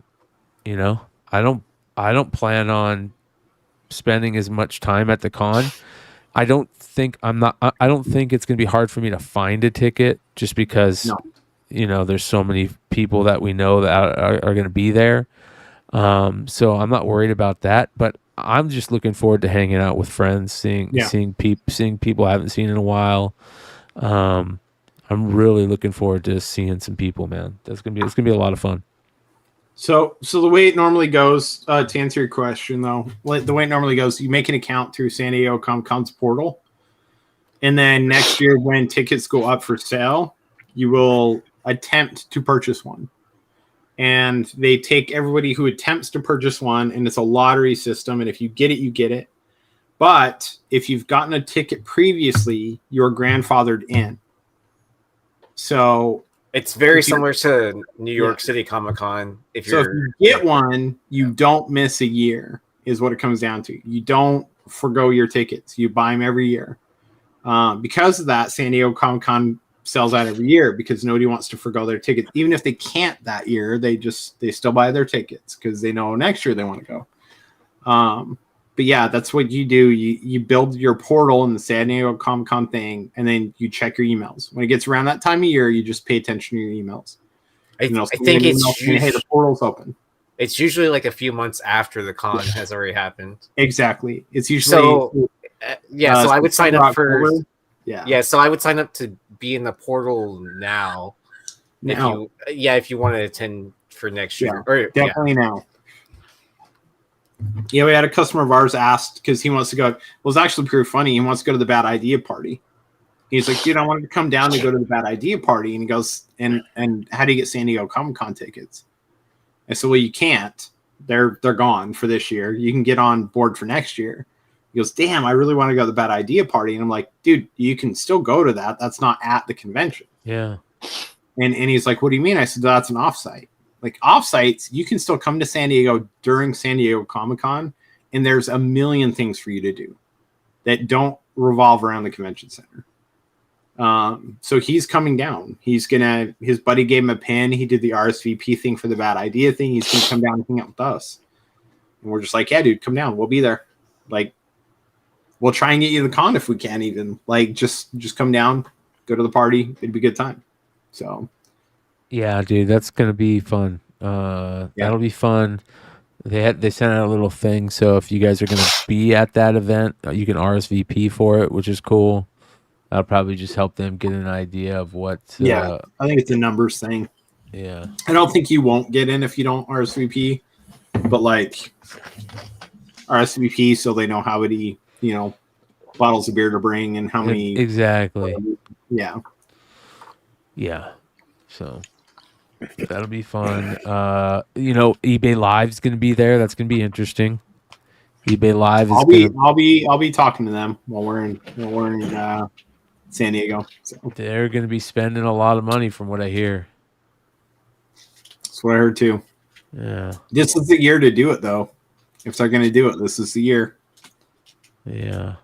People are looking for somewhere to retail and sell. So Jesse's 39th year going. Jesus. Yep. Jesus. Jesse's like I know I've seen him there every year. Drew and Jesse are just hustling around the con, picking up books. It's like. Can I say this though? I used to go to cons. It's like 6 years ago, right before I got into the industry or whatever. I'd see Jesse. I knew who he was, and I'd see Clan McDonald, right? David, McDonald, right? Yeah. He's at every con. And I used to watch those dudes, and I'm like, I knew who they were, right? And I used to see the hustle. And I watched McDonald do his shit, and I watched Jesse do his shit. And I'm like, okay, one day, and to like be there, and I'm still not there. Like I'm not anywhere near what they're doing, but like to know that like I've made friends with those people, like me and the Clan McDonald, like we've talked about doing like variants together here in the near future, like working together. He does a lot of CBCS. He doesn't do CGC. We're now doing CGC for facilitation. Like we're working out some deals with him. I mean, and just the fact that like I feel like I've gotten to know Jesse through the show and through conversations I've had with him. It's a dream, dude. It's such a dream as a retailer to like be in a position where like these people on a first name basis. So I'm excited to meet Jesse this year in person and maybe share a beer with the man, and maybe not gush so hard in person as I do online. But I don't want to embarrass myself. But you know what I mean. Are you Fuck, what was I just gonna say? I'm amazing, yes. The facilitator stuff. Talk about that. How did that go? Did you talk to Matt? Yeah, so what actually ended up happening is we lined up to talk to Matt day 2 of Heroes. Our homies over at Captured Collectibles swore up and down about us, sent an email, and then the owner of Captured sent an email, and then we had another person sent an email. And so when we went to talk to Matt, they're like, yeah, he's going to be here tomorrow. So cool. We figure out a time to meet up with him. And he goes, yeah, for sure. Set up a time. Well, I guess he had to head back to CGC because he had some thing to deal with or whatever. So when I got up there to talk to him, the guy who I ended up talking to is actually the guy who's in charge of their Signature Series program. And he goes, oh, hey, yeah. So we got multiple emails about you guys, like, speaking to your character and wanting you guys to be able to do this. And like, so I looked through your account and you hit all the criteria and you definitely have all the references. So yeah, let's get this done. So he sent off an email and said, hey, in the email, he's like, hey, this is, so-and-so. I'm not going to say who it is. This is so-and-so. Let's get this going whenever you got free time. And so we sent off the paperwork, or we sent off an email back to him, set up and did the paperwork, and now we're approved. So I would say it was a bit of there's a lot of hoops to jump through. Don't think it's easy, but we submitted enough books, have a good enough reputation, and have done things the right way and had enough people that are willing to speak up for us that it worked out pretty well. So I don't think this year is going to be super heavy on that. I think by New York, we'll be taking mail-ins for sure. But next year, we'll probably be at I don't know, what would you say, Jonathan, 3 times the conventions next year than we did this year? Oh, I'd hope so. Yeah. Yeah. Yeah. And the cool thing is with Capture Collectibles, we've built such a good relationship with them. They've openly invited us to, like, if it's a show that we're not set up at, we can help witness for them. If it's a show that we're both set up at, when they get too busy, they'll send customers our way. We'll send customers their way. It sounds like a good relationship. And if you guys have never dealt with Capture Collectibles, they're one of the best in the business when it comes to CGC facilitation. So for us to learn from them and have open access to the way they do things only means that we're going to hit the ground running with the best possible output. You know, I mean, they're going to make sure that we're doing stuff exactly the right way all the time. You going Peaky Blinders on us, dude? Oh, my hair, bro, it's long as shit, and this is like, yeah, it's all back now, man. Yeah, I'm going Peaky Blinders. Funny, bro. But no, dude, it was a good collaboration. I think next year is gonna be amazing for our customers and clients, and I mean, it's gonna be really good. Like, we love the small shows too. I mean, there's some shows that CGC just doesn't do, and people don't do with that. We're gonna be able to help people out. Like, some of their favorite creators don't travel, you know, they just do their local shows, and like, we'll be able to hook these people up. I mean, it's pretty amazing for us to be able to, like, facilitate and help our customers get stuff done that maybe they can't travel to San Diego, maybe they can't travel to New York, maybe they can't travel to, you know, Podunk, New Jersey, but we can do it for them. You know, I think that's pretty cool. So yeah, bro, for sure. Yeah. We're excited. We're excited. It's going to be really fun. We're excited. Well, let's take a quick look into FOC this week with our boy Lefteros. What up, Rhinoverse in the house? What's going on, brother? What up? How you be? What's up? He's like, I gotta get my mic, bro. Chill out. What's going on, Brian? Chilling. How you doing, John? Good, man.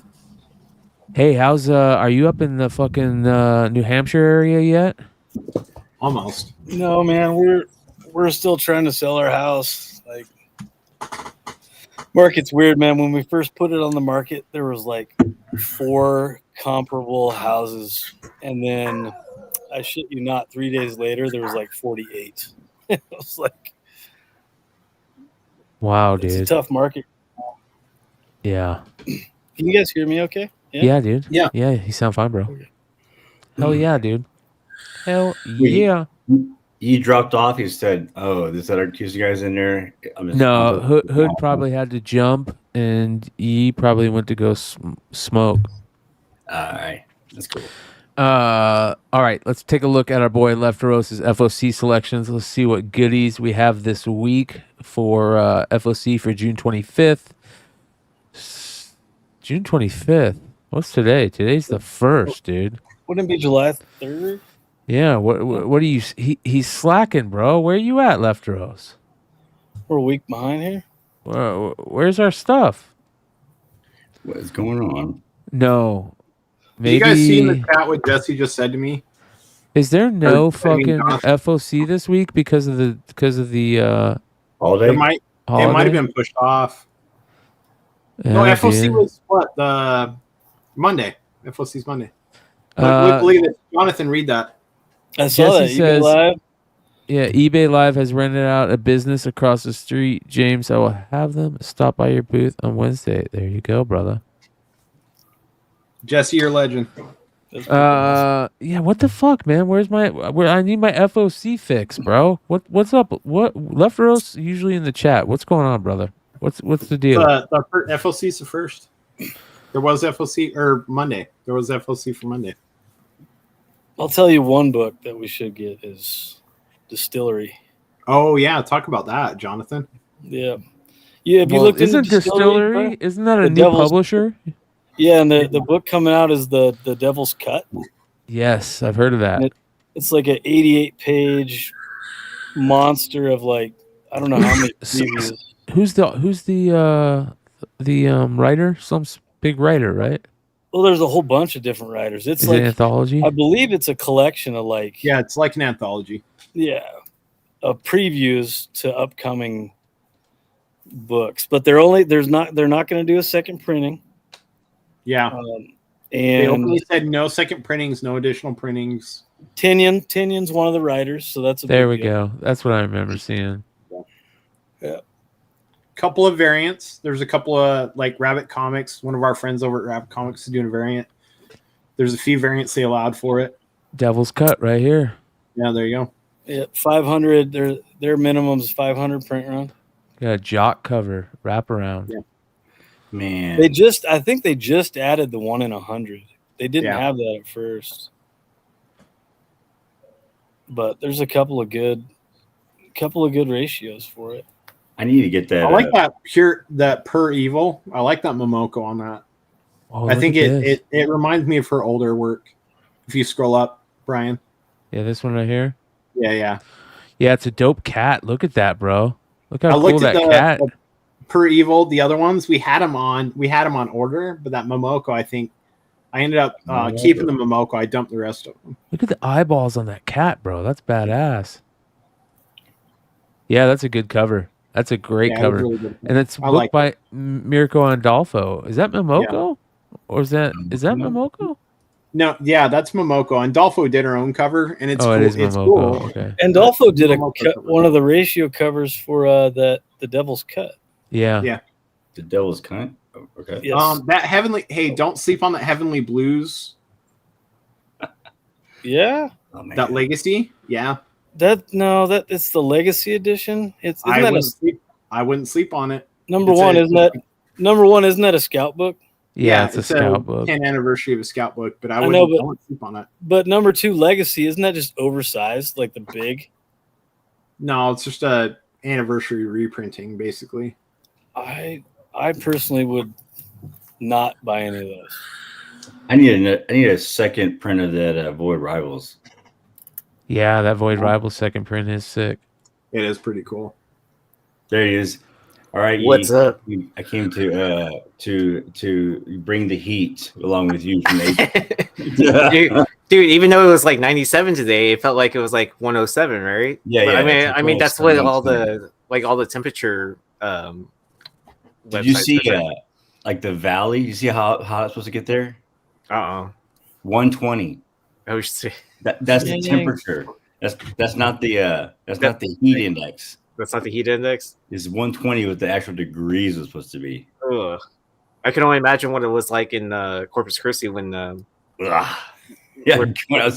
Joe was on. We should have asked him. Dude, I know. I thought he was going to say something weird. He just said something yeah. Ooh, look at that. 120. That's insane.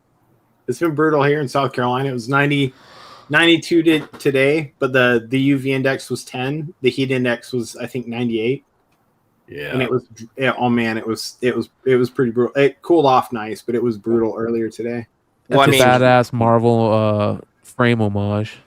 Yeah, that's Rhinos has heat in his house. I mean, he's been pulling all those downtowns. So listen, I'm gonna tell you guys something. Okay, I'm gonna tell you guys something. I'm gonna tell you guys something right fucking here. Okay, I'm gonna lay down the fucking law. Ye brought up the fucking 10-day, and not one day in Houston got over 100 degrees. So don't talk shit. I don't want to hear you guys say shit about it being hot out in fucking Houston when it's 110 degrees on the regular out here. You're in Arizona, right? Yeah, you chose to live there, Brian. That's dry, dude. That's like a world. I don't give a fuck, bro. I don't give a fuck, brother. When you get above, you haven't been in humidity yet. Hey, when you get above 105, it doesn't matter if it's dry or humid. It is hell. Mm-hmm. Well, okay. So it's 94 here. It'll be 107. It feels like 107 because of the heat index. Bullshit. How about this? I'll plan a summer trip to Arizona sometime next year in the middle of the summer and see how it goes. I stayed with a buddy. Crazy, bro. He lived close to Vegas out there, real close. Decapitated cover. It was super hot one day, and that same day, it freaking like a hellstorm came through.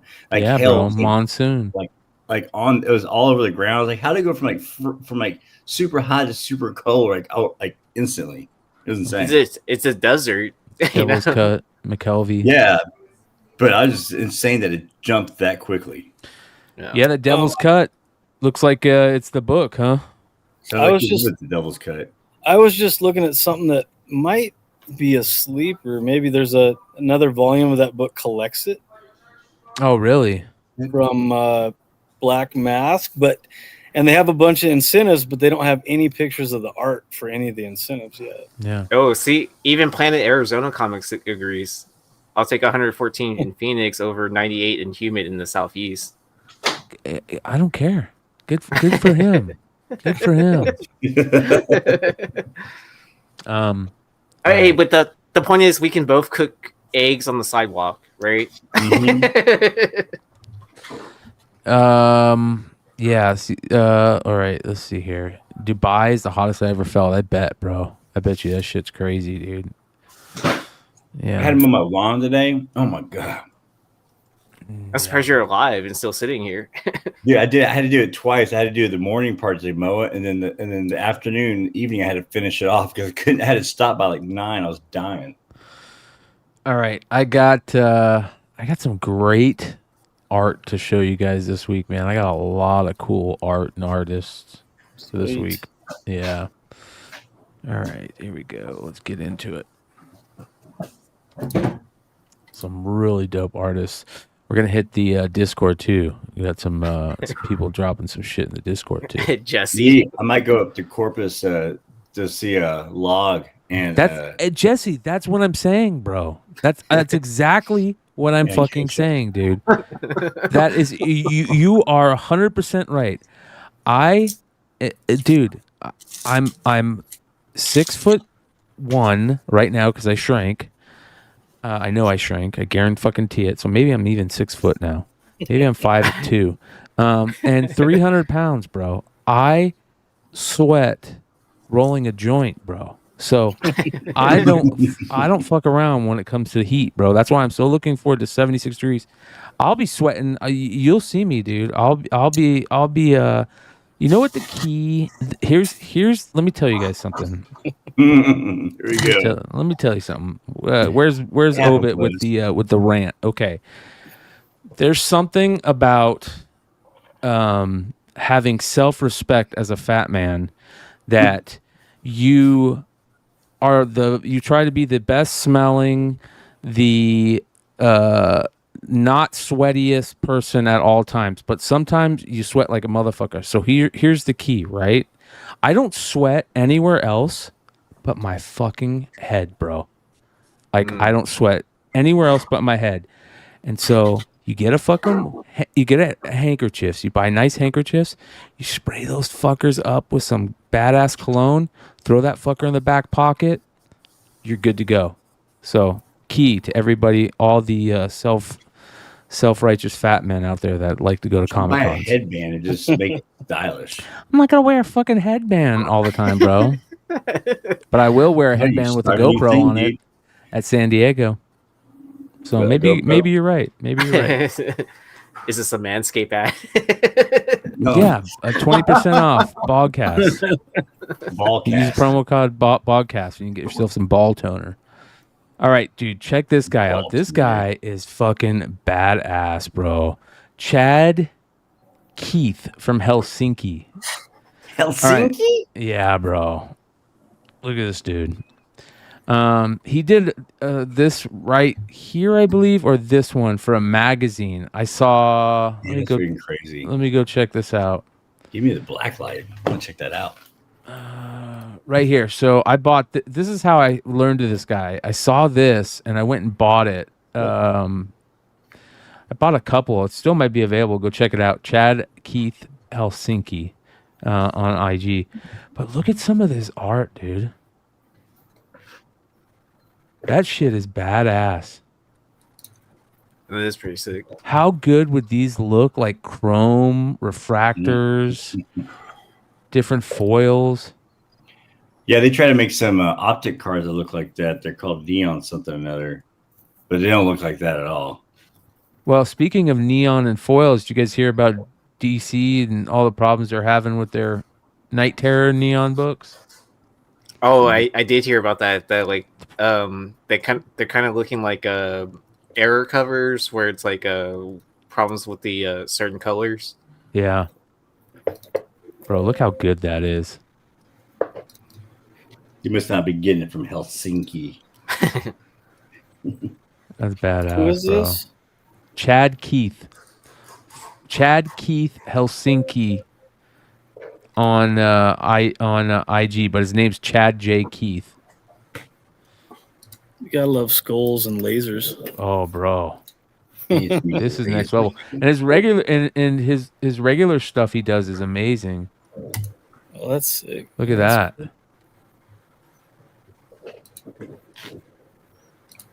That's cool. There he is drawing. By the way, I got a great Will Shrike. Is that his name? Will Shrike? Yeah. I got a great video of him coming up here in a little bit. But look, yeah, this guy, look at this, bro. Look at that. Oh, that's dope. Isn't it? Damn. Massive Yeah, we were board. talking earlier about how there's like these guys that do like posters for bands. Like totally can see that with the band poster. Yeah, that's awesome, man. That's cool. It's like a dog. Almost. Yeah, we did a blank with the title that was like foil stamps called that Cullen Bunn book called Nightwalkers. Yeah, Nightwalkers. Yeah. And we got I forget his name, Rudy Yanto. He does like death metal band titles and band covers. So I thought it was sick. I remember That's that. what I know the one you're talking about, I think. Yeah. Is he doing any of the new death metal bands where they got like all like looks like it's a bunch of thorns and thistles? Yeah, like you can't read the freaking name. Yeah, the title was a lot like that. Mm-hmm. That's what I was going for. I was like, yeah. We hired an artist from where is he? Indonesia or something like that to do our title artwork. Is it like that? Yeah, where you can't read it. Yeah. Yeah.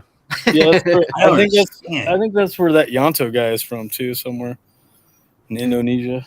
I don't get it. Like it's like I remember when we would make when you're trying to make a band name, you're trying to get a name that everyone could say or recognize. But now, not your metal. band- Metal's different. Not this Well, yeah. that's why I played Metal's metal. different, bro. Metal's But just it was different. like the new thing nowadays is like, we don't want you to know what it is. Yeah. That's how you stay underground, you know. Yeah. Forever underground. Yeah. If you're hardcore, then you won't no one can read your name. You don't need the name. Yeah. No. We make the name. Oh, we launched the music video. Oh wow, really? Yeah. Badass. I'll put the link in the I'll put the link in the private chat. I'm definitely checking that out. That's awesome. Bro, this dude's badass. This dude's sick. Yeah, so there's that guy. All right, hold on. We got more. Does he paint? Yeah. That's all painting. You heard of To Whom It May? All right, we got more here. Oh, dude. We were looking at this girl last night, you guys. And I'm so glad the Hive boys are here so I can show you how amazing this girl is. So this is that Sawi girl that put out the Silk 2 bubblegum cover. Have you guys seen her art? I think I might have actually messaged her. I'm not Bro, sure. you're gonna trip out. Whoa. Yeah. James is fucking us. Sound like me, bro. All right. Let's bring James in. There we go. Okay. Dude, check this out. This isn't even the best stuff. I'm going to show you the best stuff. Look at this. Oh, that's dope. Oh, bro. That's not even the best. I'm going to show you. Like playing. That was cool. This girl is on another level, dude. Hold on. Look at this.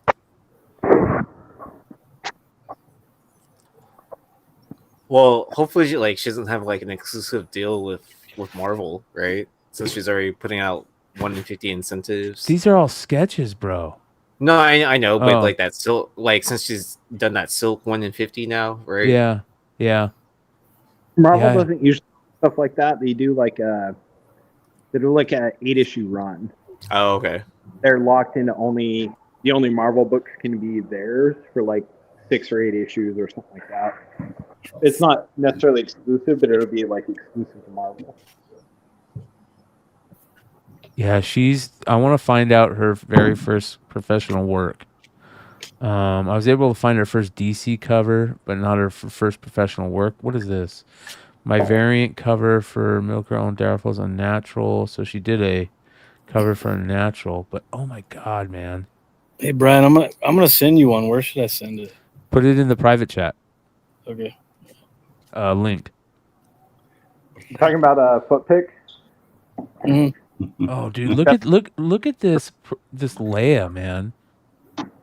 Like, I've never seen an artist make the Leia Boosh bounty hunter disguise look good. Yeah.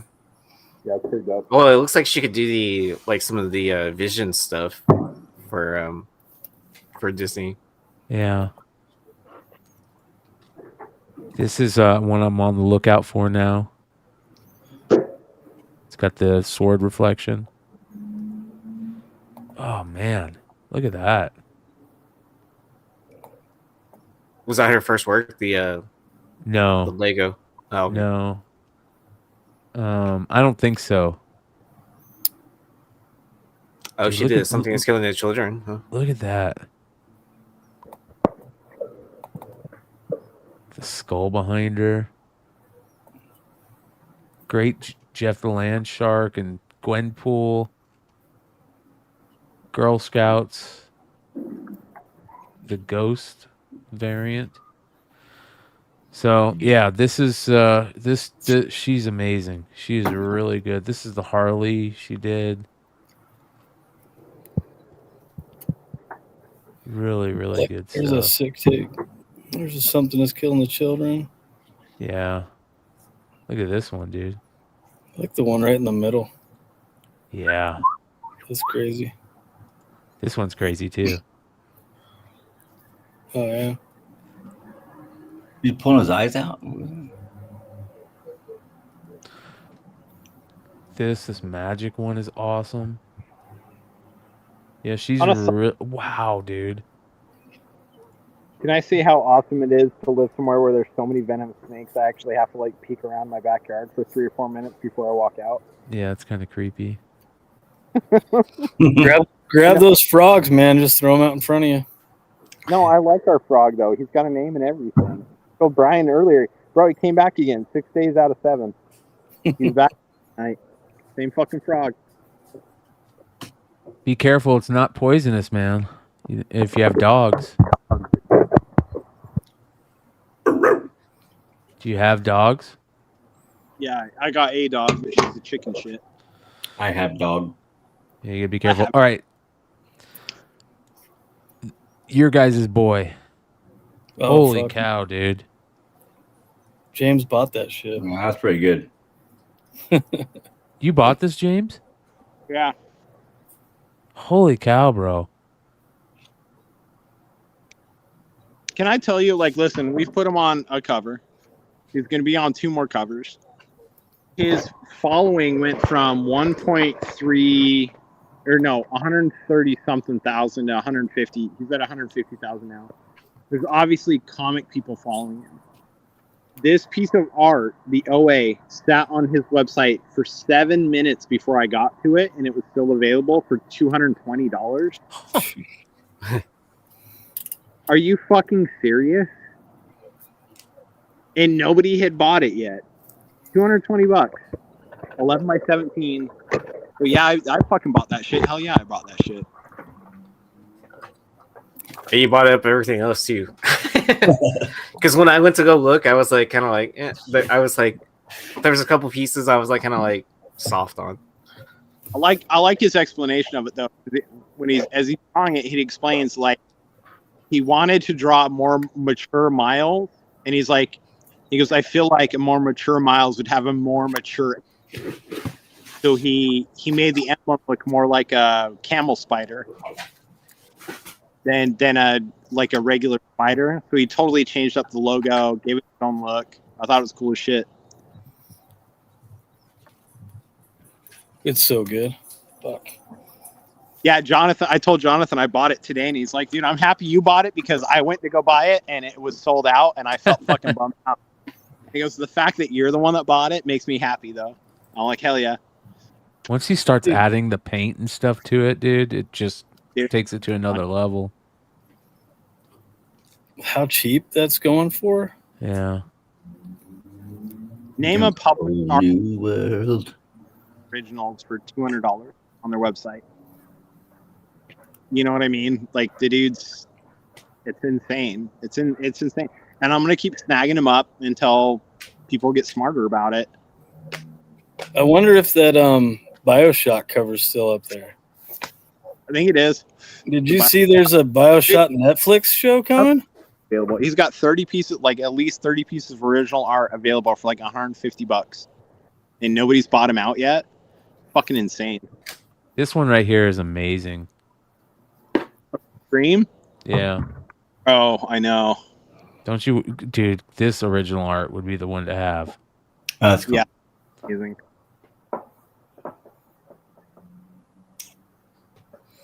It blows me away when I watch people draw how they can just pop that stuff out of there like that, man. It's just crazy.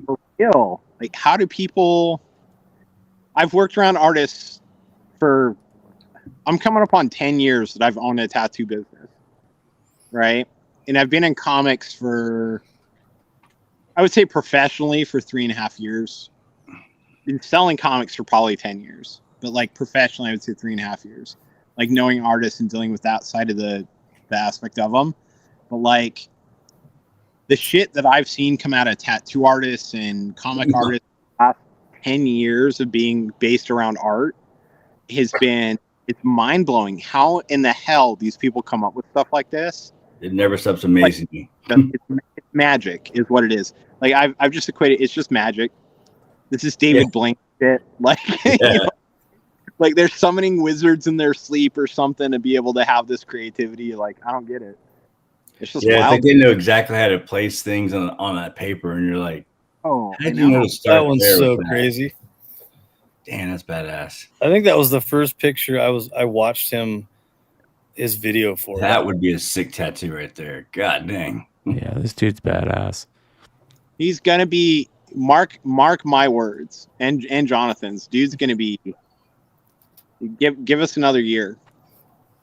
This dude's gonna be, holy shit. Like this is the guy. This is him. So You want to see something kind of actually really cool, artist? Check this shit out. Do it. This is super cool, dude.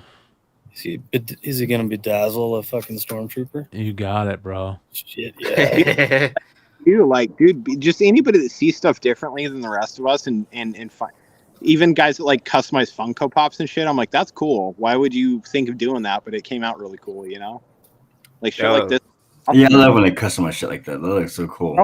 Yeah, speaking of customizing stuff, I'm getting something. I bought something from Astro Wizard. Yeah, Nice. Yeah. So I'll have it for next week. But yeah, he just yeah. Can't wait what did you get? It's a stormtrooper helmet, and then but I have no idea what it looks like. Yeah, so I'm gonna unveil it like on camera, like so it'll be the first time I see it. As well. Cool. Yeah, Look at that shit, dude. That's this Astro Wizard type shit right here, man. Yeah. So. Yeah, I got Alright. 2 original 10 pieces from him, and dude, they're just it's amazing. Amazing. People like that are just on a different plane than us, I think. All right, this is Jonathan sent this to me. This is who's this? Retta Mortis? Yeah, somebody sent it. Chang. Someone sent it to me, so I reached out to her, and she was expensive. She was really.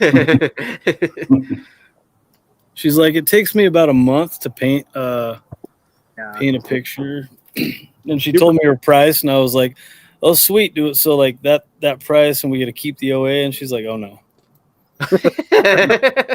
You don't get to keep the OA?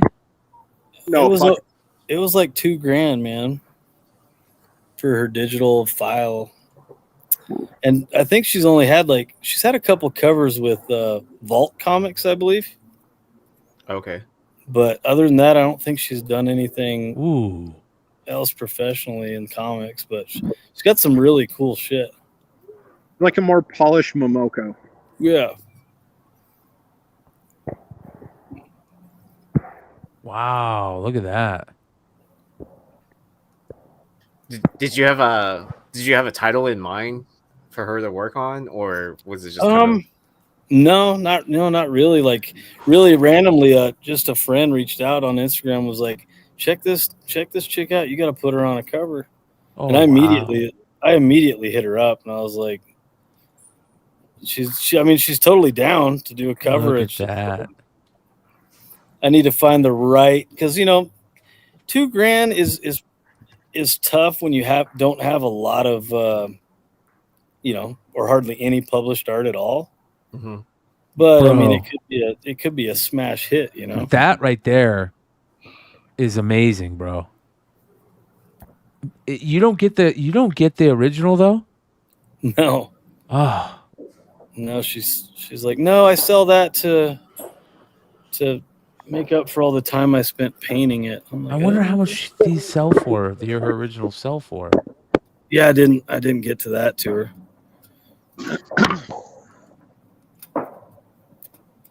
She may have had a little attitude when I was talking to her. Look at that. Holy Look cow. at that shit. Yeah, man. Ooh. Yeah, amazing. That piece, killer. Oh my gosh. Wow. Look at That's that. not it part when she got back to Jonathan with pricing. We're just like, oh, that sucks. I think she did prints of this one that were like foil stamps. Like she had a video showing that one off. So imagine that That's being sick. is a Killing Children cover. Is she going to be at San Diego? Sure. I have no idea. You should hit her up and ask her, bro. Yeah. Should hang out with this. Get good, getting good, and score some extra free drawings. Can one of you guys please describe the piece? Oh, that's Blind Adam. No, It is. sorry. Yeah, I don't think you can describe this, Adam. It's indescribable. That's That last one was Jay Lee-esque. Yeah, it's so bad it just can't be described. So daily and polish the shit out of it. like that right there is next level, bro.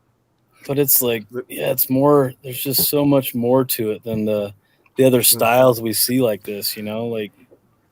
Yeah, where you can tell it's like heavily Japanese influence, but then it's like something to the next level of With those roses like that. of where the art, where similar art is coming.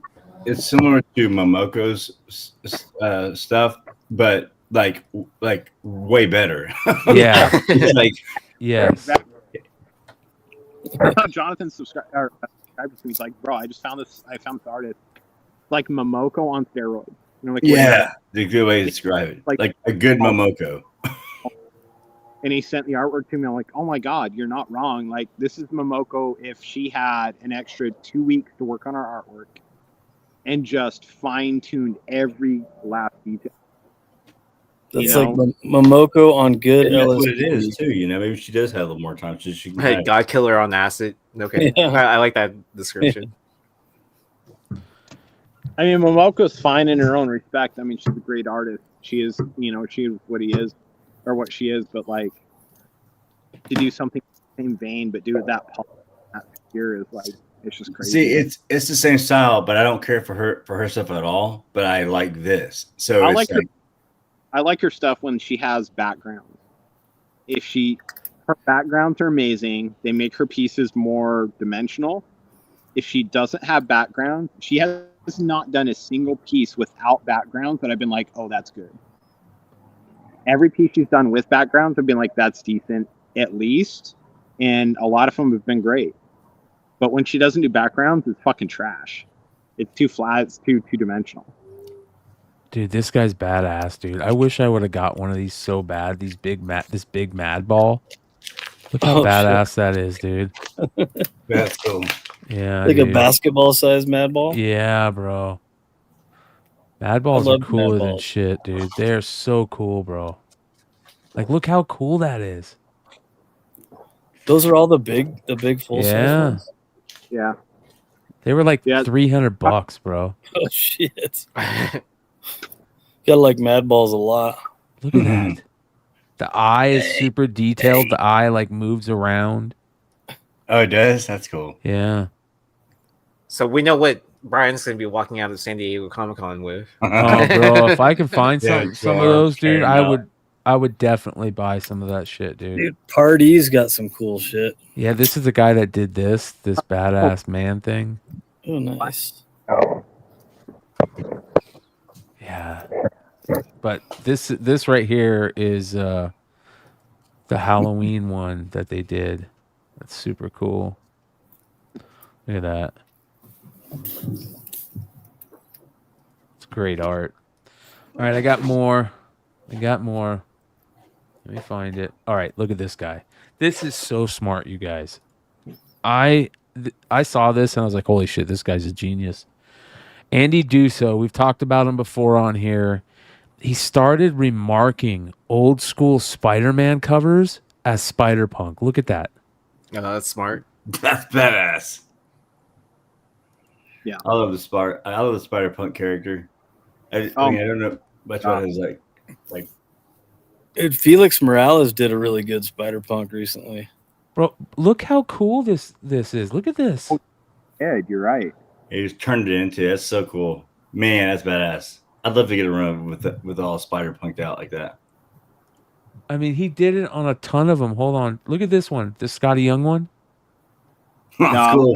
Yeah, I like how he's crossing out man and adding in the punk too. Yeah. Onto the trade. Go to the other body he did. He picks up the artist's original style and keeps it going. It's cool. Brian, that one, yeah. I love that one. Oh, it's so badass. Yeah. I mean, he's a great artist. We've keyed in on him. He does these really badass miles where it's like, I mean, that's badass, the old school Tony Hawk board. Yeah. He's got one where Miles is hitting a bong. And he's got the Santa Cruz art. Look at that. Holy shit. That's awesome. That's cool. Oh, that was pretty cool with the turtles because that's like the drawing from the movie.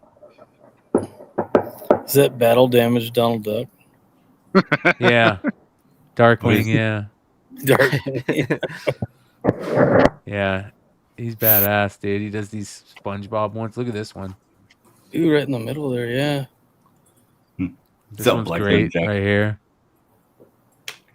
Oh, with like the X-ray kind of. It's Walking Dead, like zombie. Yeah. Zombified sponge. Yeah, I want to get him to do some of those Spider-Punk ones. So look at that. Look how good that is. Yeah. Oh yeah.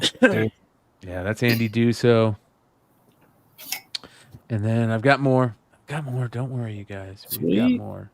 Can we talk about how cool it is that, like, artists can do stuff like that because they're passionate about comics in the industry and a certain character, and then within a month be on a cover. Like we had a guy that was in early on in Hive that was in our chats and everything like that, and a bunch of people were like, hey, you should have this dude do a cover, you should have this dude do a cover. We had him do one for us and it sold out, but it was a community member. It wasn't like a mainstream artist. It was his first Brett cover. Hess. Like how Yeah, cool is Brett that? Hess art. Like, He's in the chat probably right now. yeah, that we're in a community that like anybody who practices the form and puts it out there, like is willing to put himself out there artistically and be recognized for it and be like, dude, yeah, your shit's good enough. Let's put you on something. Like that. Yeah.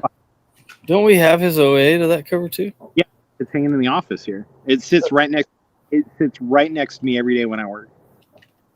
It's an inspiration to me, dude. I look at that piece of art and I'm like, bro, this dude literally was a comic fan that did something really cool and managed to produce something to get enough attention that we put him on a cover. He was pulled out of the damn cover, you know.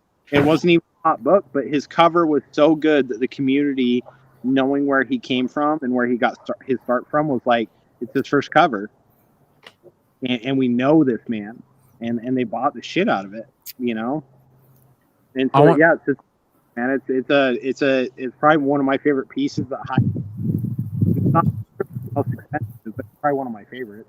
I want to call out another community member that is doing some really crazy shit right now that I can't really talk about yet, but once we do talk about it, it'll blow you guys away. But one of the things that I want to show you that he did recently is he did these amazing Ellie De La Cruz cards. Shout out to Hartman. Look at how badass those look, bro.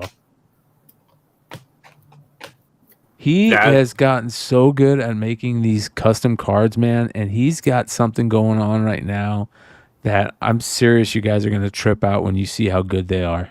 You guys are not going to believe how good the design is and what he's working on.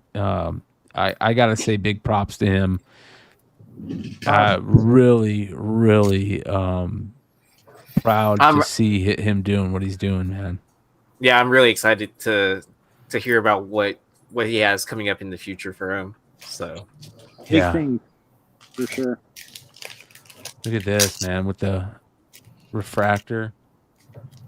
Yeah, especially since like Ellie doesn't have a whole bunch of cards out yet, right? Yeah, those are dope. Patrick Mahomes refractors, Mojo.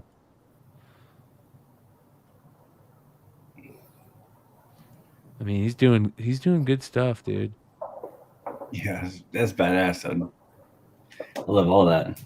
This Trout. You see this Kobe? Oh, dude, look at this. I love how he put color on it. Yeah, man. He's got some cool stuff he's working on. So I would suggest you guys follow him. Shout out to Hartman. He could definitely be picked up as doing some of this art too on some of these cards like that. Yeah. Yeah. People don't understand the art that he puts into those, but bro, custom cards it's something else. It hasn't taken off yet, but holy shit, dude, it will one day. There's some really cool custom cards out there, and at first I never kind of gave it time of day, but man, it's really badass to see what they can do.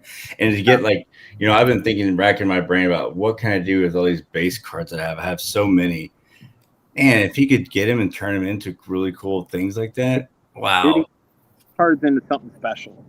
Yeah, dude, that's how fives. I mean, that's how I found out about like JK5. Alex Pardee, Ermsey, all those guys. The Topps cards? Yeah, those were Ermsey's nuts. JK5 he kicks ass, man. He's doing big mural pieces for Nike and shit now. Well, so I knew about JK5, of course, and Mr. Tattoo guy. They're legends in the tattoo industry. Mm-hmm. Legendary. Side of that medium was something inspiring, and then ever since then, I fell in love with Alex Pardee. I get a shirt every month from Alex Pardee. That's literally all I wear is Alex Pardee shirt. And then Ermsey, dude, Ermsey. Holy shit! Ermsey's got Garbage Pail Kids coming out. Dude, new Garbage Pail Kids. Just nuts, bro. I own one Ermsey piece, and I will be lucky to own another. But so he just actually did a collab with Fortnite. Yeah, he has with a clothing company. It's only available in children's sizes, which is unfortunate because I would buy the shit out of it. But I bought my kid's got a T-shirt coming. I can't buy an Ermsey shirt because they sell out too fast. But my kid's gonna have one. This was suggested by Chad Cave. This is Patrick Reynolds. Look at that! Holy cow! Yeah, see, that's the Hulk look that I like. There's so many different looks of Hulk, and that one right there is like one of the better ones. Yeah, that decapitation cover, holy shit! God dang, that's crazy. And she's so calm. She's like, chop head off? Damn, yeah, he's got some really good art. Look at that Joker, Jesus. Yeah, he's awesome. That's what I mean, though. Like we live in a community right now. Like we see art like this. Like there's no reason we can't get somebody like this on a cover next week. And you're working with him? This guy's already doing comic art, it looks like. But it's like anybody that's of this caliber has a chance. Like if you have art, like get it out there, and somebody's gonna recognize you and find it. And whoa, you know, right, dude, 150,000 followers, and that's cool. You know, it just takes somebody to find you and be like, bro, we need to put you on. He's sad. Yeah. Look at that, dude. That's dope. Is that Bigfoot? Madam Dragonfly from Black Hammer. It's a commission. Wow. That's sick. That's for sure. That's beautiful, man. That is some really good art right there. That's surprising how good that is. Yeah. Yeah. Like, wow. How does that just, how's he not picked up or like signed up by Marvel or something? This is Puppeteer Lee, I guess. This is from Sinister Titan. Look at that. Oh, wow. That's awesome. Wow. That is freaking badass. I love how he did the pectoral muscle on that. Like, he made The things. teeth. He didn't make everything like there's things that are disappeared or not showing because of the muscular build. That's Yeah. awesome. Man. Oh, that's so badass. Yeah. It made him nice and bulky too. Yeah, that was super cool. Oh yeah, here we go. Sinister Titan also gave this guy Uzuri, I guess. Check this out. Wow. Hold on here. Let me show you this. This. There we go. That's kind of crazy. Oh, that's a cool Spider-Punk piece. Mhm. Here's So there was another- that auction that was amazing. That's good. Wow. Right? Yeah. That's pretty good shit. Who's that? Uzuri? Yeah. Yeah, that's not bad. That's not bad at all. Yeah, he's got some really good stuff. Very cool. All right, you guys, let's run it. Let's run some comic book drama. Drama. Oh, right here.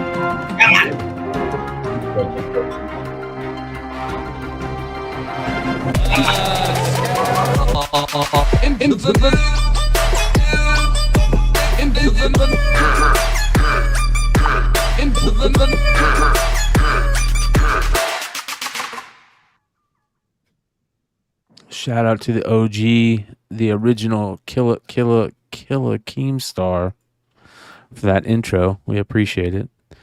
It's only one thing better than a Josh's Comic Books intro.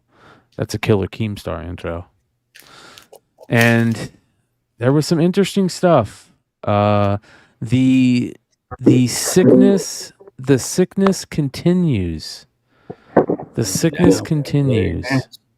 Did you guys hear that? We started getting all the different stuff when the people were talking about Key Collector, dropping information about that book and saying, the usual suspects, and everybody's like, oh, he's talking about you guys. Well, Nick reached out to us. Shout out to Nick. I appreciate Nick at Key Collector. He is I think Nick is a real solid dude, and And I think that more people would realize that too if he would do a little bit more PR. Maybe we'll get him, talk him into doing that one of these days, showing up on more shows on a regular basis. But that being said, he did reach out and he said, no, had nothing. I watched the Hot 10, and I watch it because I like it. I like Stein. I like Richie. I like you. I wouldn't ever consider you guys, in any way trying to, do anything Nefarious. Yes, thank you. And that was pretty cool. So shout out to Nick for doing that. But I thought it was kind of interesting because then I started getting like all these other things sent to me, right? It's like, what is going on here, dude? Like, number 10 on the list. It's a book I have. Actually, hold on there. Jesus. All right, let's do this. Let's see if I can do this. Number 10 on the list. It's a book I have. I actually had 2 books on the list today. We're talking about The Sickness, Ryan's number bad 1. at specking, according Can you guys to hear him. I'm that? not specking. I just look at the catalog and I pick things that look cool, which is what I'm here to tell you guys. This is to coming do. from yes, this is a Fire cool Guy book. Ryan. I enjoyed it. Yes, it's I hitting saw $12 that averages, video. and we just saw a recent high raw sale of $24. But this is why you really have to read through your previews. So that's coming from Fire Guy Ryan, who on Number 10 on the list. It's a book I have. I guess Hot 10 for Comic Tom. Yeah. That's the Hot 10 with Tom. I respect Ryan. He's got good opinions. Yeah. I'm not saying that there's anything, but I thought it was kind of interesting, man. Did they put that on YouTube? They put that on YouTube, right? YouTube and Spotify. It seemed a couple weeks late. That was my thing, right? Didn't it seem a couple weeks late? It did. Yep. Yeah. But it was interesting to see that. I saw a lot of people. So listen, the moral of the story is that book is getting some love all around the world, man. Same song. It's very interesting. All around the world, the same song. So, what do you guys think about The Sickness? What do you guys think about that book? There's a lot of talk going on in that book, especially drama. A lot of potential. Yeah. Shout out to AOA. I mean, I think the number ones are going to stay up there, but I think a lot of the spec is like, I mean, I don't know how many they're going to print for number 2, but people are all over that, Like, yeah, dude, I agree. Did you guys? Well, the reason why I'm bringing this up is because I'm gonna put a little gasoline on the fire. And I don't know if everybody has seen this yet, but there is a second printing for this book. I saw like a glow cover, isn't it? Oh my god, dude. I couldn't find it though. Oh, don't worry, I got it, bro. Okay. All right. I got it. I got you, dude. I got you. Check this shit out. Second print for number 1. Yeah. Ooh. Ooh. I saw like James Kreider like posted that up. Oh my god, dude. So here we go. Pile it on. We got Stein talking about it, Mighty Mel V talking about it, Fire Guy Ryan talking about it, Nick at Key Collector talking about it, and they announce a fire second print for number 1. Are you kidding me? This is interesting. I'm gonna keep an eye on this. I think we're all gonna keep an eye on this. It's wild because it's whatever is moving is pulling upward. It's like the flesh or whatever is going. It's pulling upward, like he's sinking or something. It's weird. It's a great cover, man. It's a great cover, and I love what they're doing. So let's hope that what's in the interior is going to turn out to be good. It's a little weird, but it has promise, right? So we'll keep an eye on it. But a lot of people talking about this book right now. So more drama for your mama incoming on this one, I imagine. So I heard number 2 doesn't come out till like December. No, really? Yeah. Well, I can't wait to see what the third print looks like then. And the 4th and the 5th. Until December, until we get the second issue. They're going to do a third print 1 in 50, you guys, so be on the lookout. Oh, for sure. Yeah. So. A couple retailers are going to do like a limited to 20 for $800 a piece. Yeah. Well, let's go with a little update on Hotshot Comics. Hotshot Comics put out a post saying, "Hi, folks. We wanted to provide some more details as far as where we are getting things caught up and shipping out older orders. We are working on a blog that will provide all the details of how we got to this point and what we're doing to recover. But for this post, I just want to tell you where we are at right now. We've been dealing directly with CGC. By the way, they got kicked off the CGC boards, which is interesting. Got booted, Yeah. As well as their debt collection lawyer. For some time. We've been in very poor financial position that we are just beginning to dig out of. Shout out to AOA, just dropping the memberships, man. Appreciate you. We have been in a very poor financial position that we are just beginning to dig out of, closing 2 of our 3 shops in order to facilitate this process. Does that mean they're closing the shops totally, just shut down forever, or just while they do this? That's what anybody, if anybody in the chat knows, let me know. We just finally this month got to a point financially where we can make regular payments to CGC so that we can begin receiving regular shipments somewhere in the neighborhood of 100 comics at a time, weekly to bi-weekly. We had this all arranged, told their collection lawyer when to expect payment, and then last week, he and their own lawyer, who we've also been speaking with, went silent. We want these orders to be fulfilled at least as badly as you do, but probably more so. A little over a week ago, we explained a doable timeline for us. Verified with CGC would ship comics as we paid for them. They agreed and said our first payment would cover 4 boxes of 25. The oldest ideally. That payment was supposed to be Thursday or Friday, but no one got back to us. Finally, this morning, we get an email that states now, all of a sudden, they are going to require 25% of the debt minimum to take payment. Well, this is news to us, as we already agreed on a little over $2,000, and they were fine with this. But now they've decided to delay the process and add this little wrinkle, this roadblock, if you will. This new requirement will add months to the timeline for us to receive graded comics instead of possibly this week. We wanted everyone to know what's going on and who is now responsible for the extension of the delays. Fuck off. Don't say that. You're responsible. It's not who now is responsible. CGC is doing what they're being told to do by a lawyer. You're the reason for this. Don't fucking blame CGC. Fuck off. He says, we wanted to let everyone know what's going on, who is now responsible for the extension of the delays. For anyone interested in speaking to them directly, they can be... Are you kidding me? Wow, bro. Yeah, like, once they made that statement, isn't that when they got kicked out of CGC, or, like, they lost their CGC account? Or I hope so, because this is fucked, dude.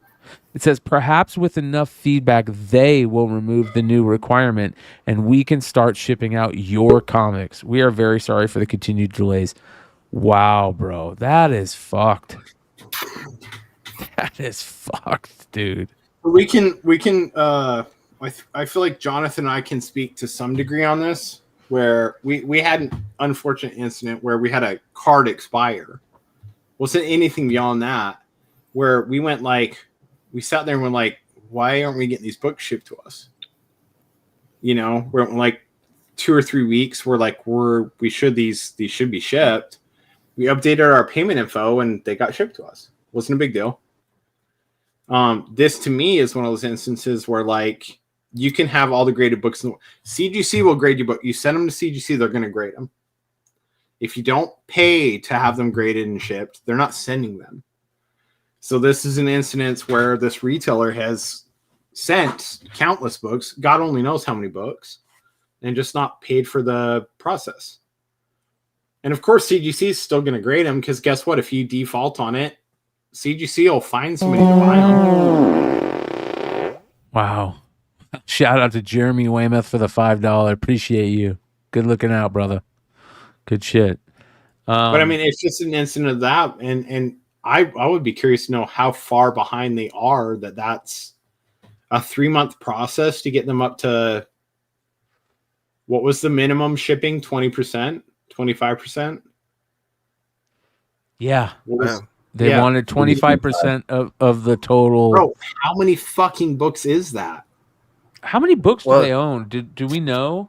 That's going to be a lot. That's going to be over 1,000. Well, Gotta be. Well, what's the longest you've heard of someone waiting for a book?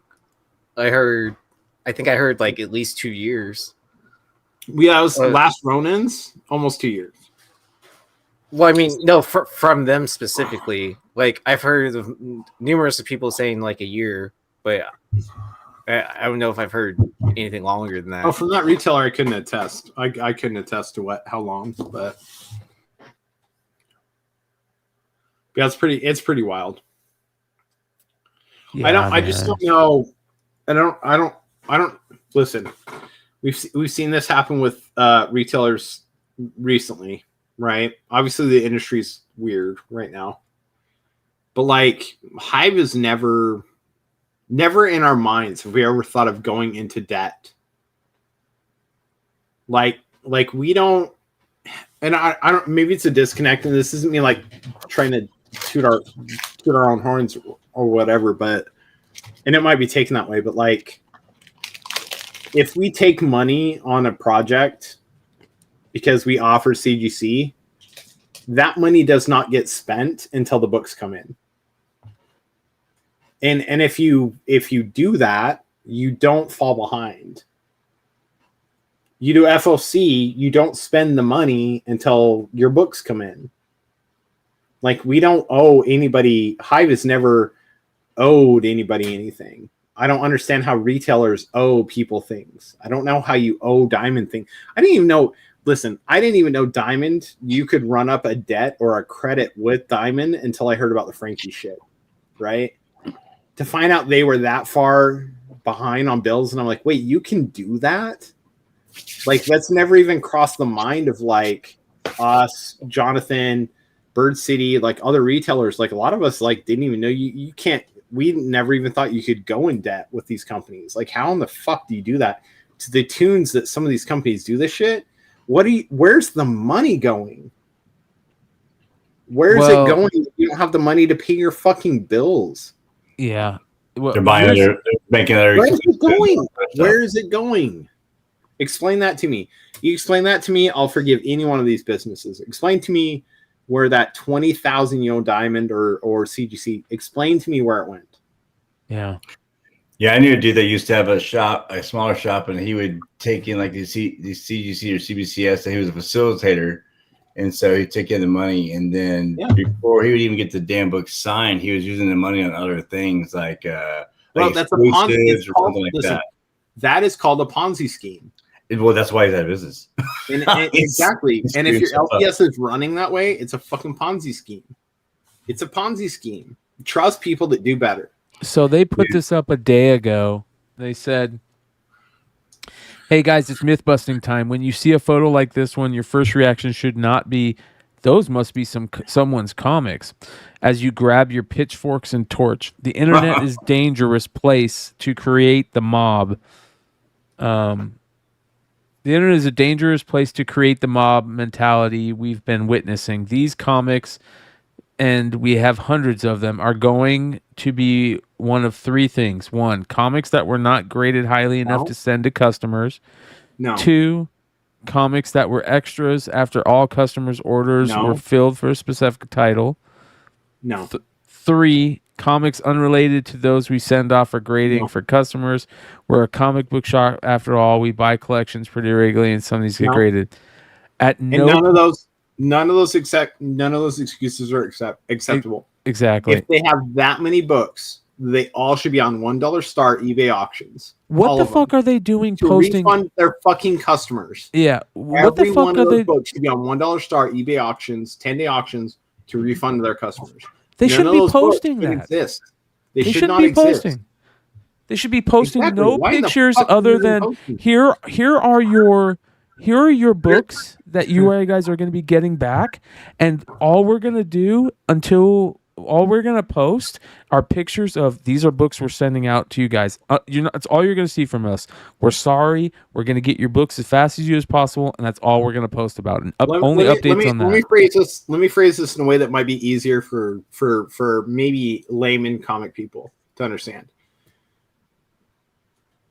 If a bank owed you $100 and they posted a stack of $10,000 and said, "Listen, here's $10,000, but we don't know what we're going to do with it. We know we owe you, but we don't know what we're going to do with this yet. It might be this, it might be that, it might be this or the other, but we don't know what we're going to do with $10,000 extra that we've got here." Like, bro, you would be furious. And people are like, "Well, they're their comics. These aren't our comics. These aren't related to our thing." No, they are. Financially, this is all tied into the same fucking. That's If your they money. owe CGC money, which is why they cannot get your books, but they're sitting on. I'm sorry, but if you went, say, $40 a book, right, and we're looking at, I'm going to say maybe $4,000, right? I'm going to say maybe close to $4,000 at $40 a book. I'm going to say $4,000, if not more. And they can't pay CGC for your books. What are you going to do at that point? I'm sorry, bro. It's there. The writing's on the table. They fucked you. Put in your. This is why, and this is why I only put my bank in. Yeah, into bro. banks that are FDIC. Yeah. So, Put in your PayPal notifications. Try and get your refunds. Do credit card fraud. Do whatever you got to do, but get your money. And take this off money. your damn IG, your graded comic headquarters. No, you are not. Yeah, you need to take that off. That just pisses people off right now. Like I guess, I mean, I am obviously not a comic shop, right? That's why I always say, I default to people like Jesse, and I default to actual business owners and retailers. Hive, Wanted, I default to those places. But that being said, I still think the biggest thing that they could do right now is not fight anything and just say all you're posting is, "We are sorry, these are the new books that we're getting out to you," and that's all you post, and you take everything down that was going to piss anybody off, and you do everything you can to get your customers their books back. That's it. Can I be honest with you? And we've had this conversation within Hive with me and Jonathan. It's Frankie's, right? That's had that big. They're one, yeah. They went bankrupt, yeah. Millions of dollars in bankruptcy, right? If their allotment of books, if their entire collection of books ever goes up for auction, like federal auction, we will be there. And the reason behind it is, I would love to buy all of Frankie's entire collection and then tell everybody, submit a complaint. Here's an email line. What books are you owed? Because here's the deal. We win over 100% of their customers by doing what they couldn't fucking do. You know what I mean? And there's retailers out there that would do shit like this. And it's like, it's so sad to see a community that is meant to be a community get taken advantage of or have to be touted some way. We had a dude the other day. We did our I don't know if you guys know this. We did our 300 homages, right? They were supposed to be, they were signed, got them all signed. we were told that we would have the custom CGC label for those, right? For the 30th anniversary of 300. And so we told all of our customers when we got the books back, we're like, none of them had the labels. We're like, wait a minute. So we reached out to CGC. They said, this is only for the in-house signing. We're like, well, we were at the show that was supposed to be part of it. Oh, we fucked up. So I reached out to every customer and said, listen, here's $50 of free money you can spend on the website, or let us know if that's not okay. And we've had 6 or 7 customers reach out since then. I want my $200 refunded. Instantly refunded. No problem. Because we didn't spend the fucking money. You don't spend the money until the customer's clear, until the customer's happy. You don't spend the money. So when they hit you up for a refund and they say, hey, bro, I'm not happy with my fucking product, you can take care of them. And we took care of them. And these guys have bought since then. Yeah, that's the crucial point. From us. They sent back. I sent a dude a refund. He goes, just the other day, he hit me up, like it's 2 days ago. And he goes, I was expecting to have to send the book back to you before you sent the refund. I said, no, dude, I trust you.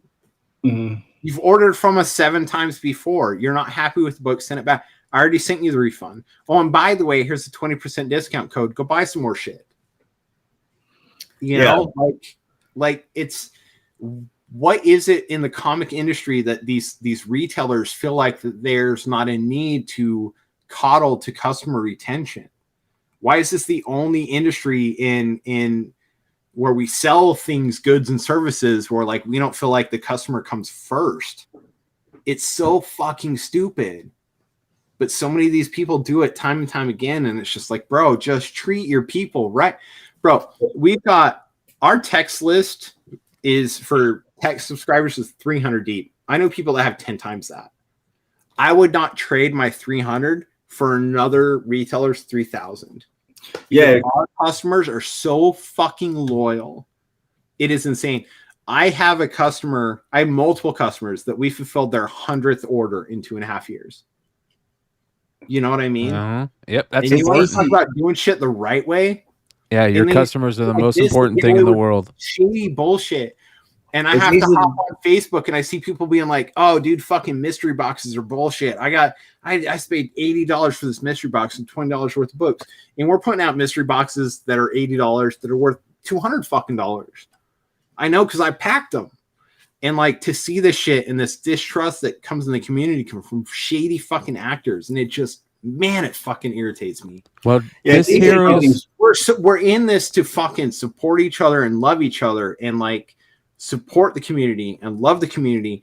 When in the fuck did retailers make themselves be the enemy by shady practices and shady actors and shady bullshit, horrible turnaround times? Bro, it just fucking kills me. It's at the end of the day, I'm like, bro, I worked 80 hours this week to give people what they wanted, when they wanted it. And I see people that do worse than us that do better than us. And I'm like, bro, why in the fuck do I struggle this hard? Yeah.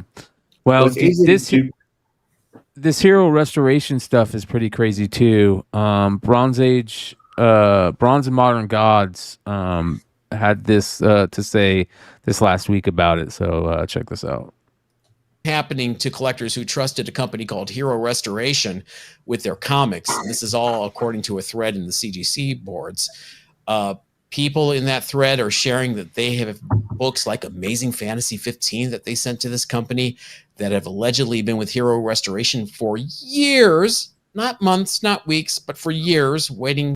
Could you imagine sending your AF-15 to a resto / pressing guy that is, you know, Comic Tom uses them. So that, you know, I'm not putting any of this on Comic Tom, but I mean, like, you know, if Comic Tom's a big enough name where if he puts his name as, you know, hey, this is my guy and this is the guy I trust, that's a big deal, right? So a lot of people are sending your stuff. Could you imagine sending your AF-15 to that person and waiting that long for anything? Like, holy shit, are you kidding me?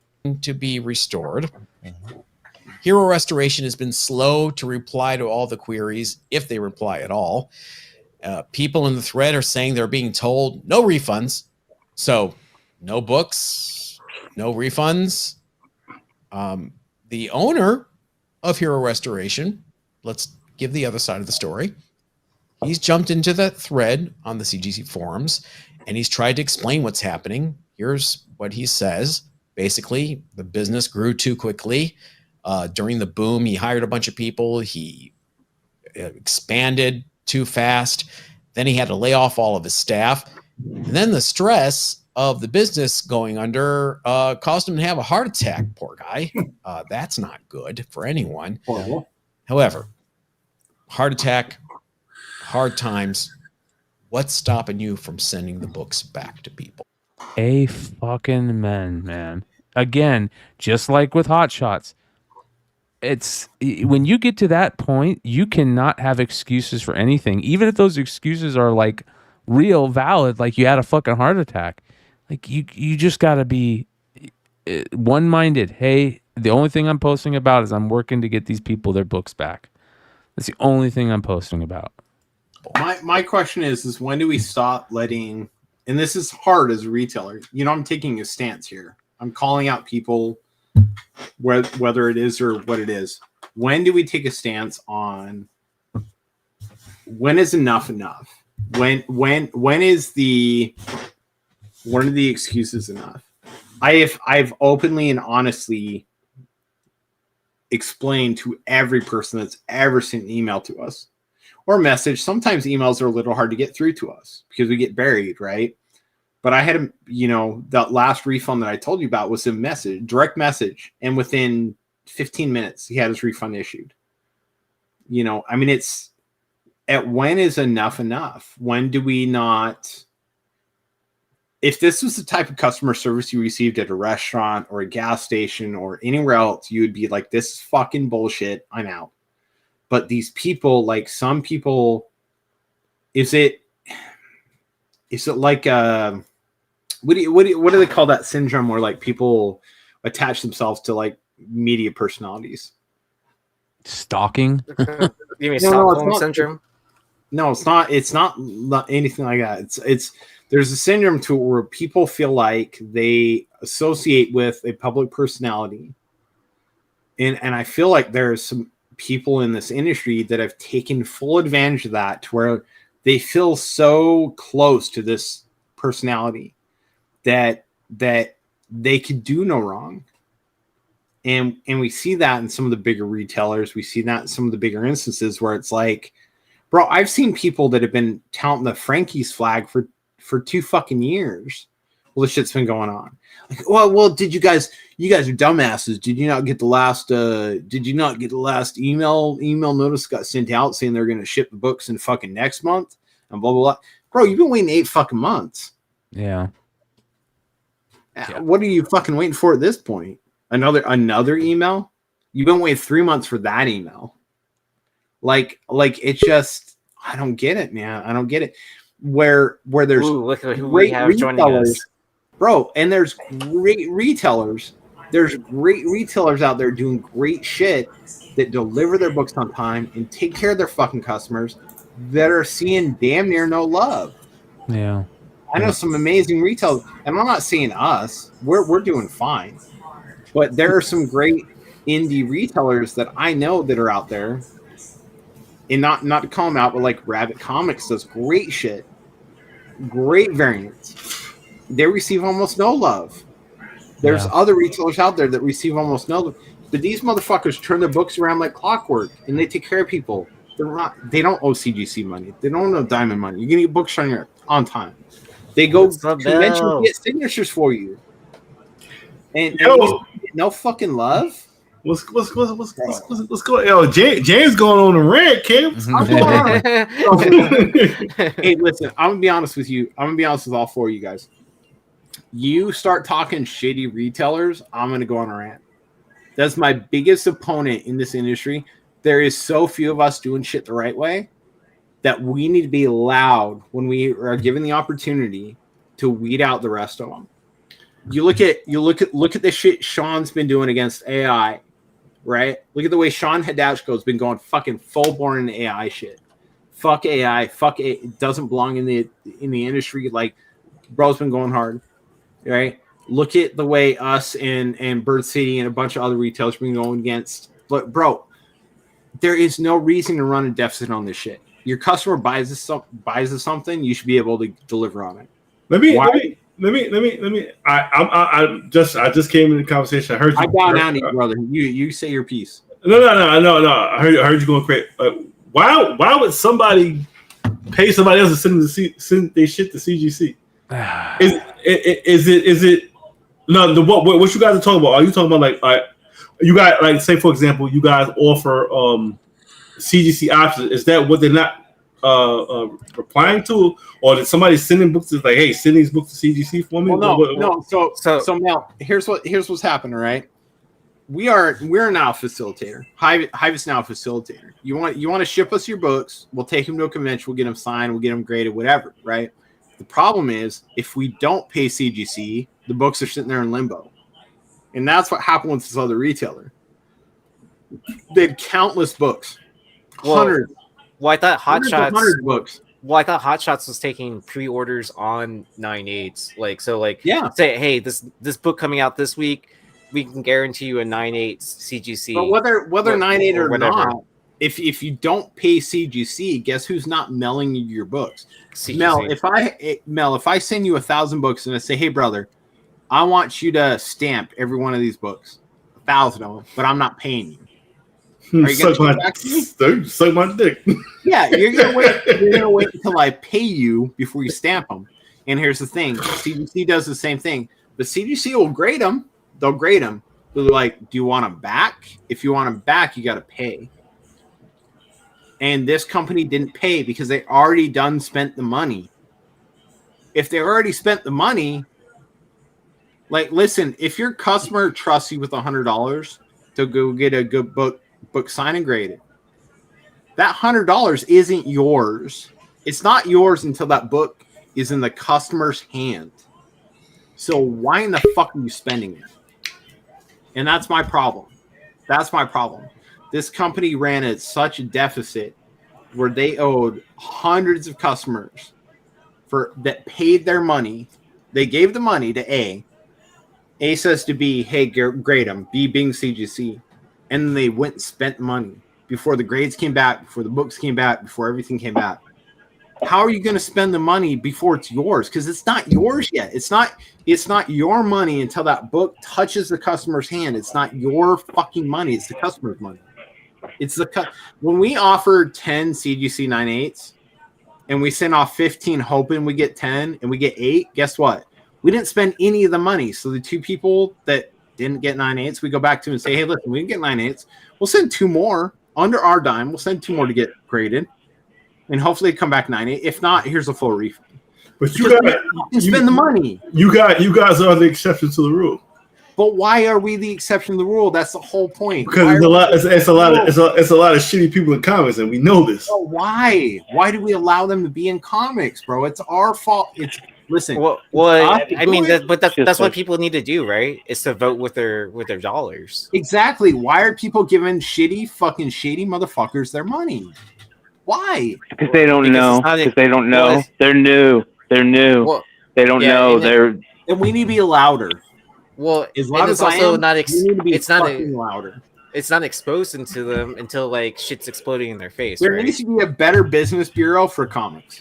That's what getting fucking down to it. That's what it needs to be. That should sign a check mark above businesses. That should go a long way with they should be telling people to get the head of CGC, the head of CBCS, the head of fucking a short box. Get the head of all these companies. Be like, I trust this business. I trust this business. I trust this business. And the rest that should go hand in hand with print runs. Don't fucking sit here and tell me that a fucking Marvel book is 750 print run when motherfuckers we all know it's fucking 3,000. Don't fucking lie to people. Oh, it doesn't come with the COA.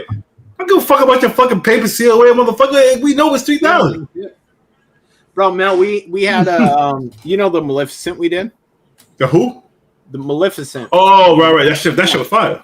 Yeah, so we did the Maleficent, right? We did a 400 print run because it's dynamite. We know we're gonna get at least 100 damages, right? I cut a cover. I cut the front half of covers off of 100, the worst 100 covers we had. Cut them off. And I sent them to people. If you ordered Maleficent from us, you got the copy you ordered and a reader that had half the cover cut off. So no collectible value, but it was a reader, right? That's our new strategy. I had countless emails. Why in the fuck did you send me a book with half the cover off? People were upset. And I'm like, listen, this is proof of destruction. And they're like, why did you send this though? They're like, so you can read it? Like, understand. And we're like, bro, we didn't charge you more for the shipping. We already charged you for the shipping. This actually cost us shipping. We lost money on the shipping because we sent an extra book. And these were thick. Maleficent was actually a pretty thick book. It's like 42 pages or some shit.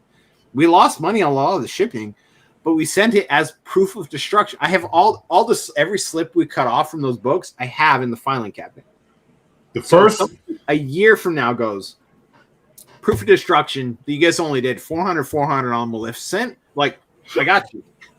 I could go grab them out. Like, and that's the way it should be, though. It should. The first person. I don't want to say his name, but the first person that ever did that, he did that shit on air and was an honest dude. He ripped the shit up. He caught a lot of heat for that.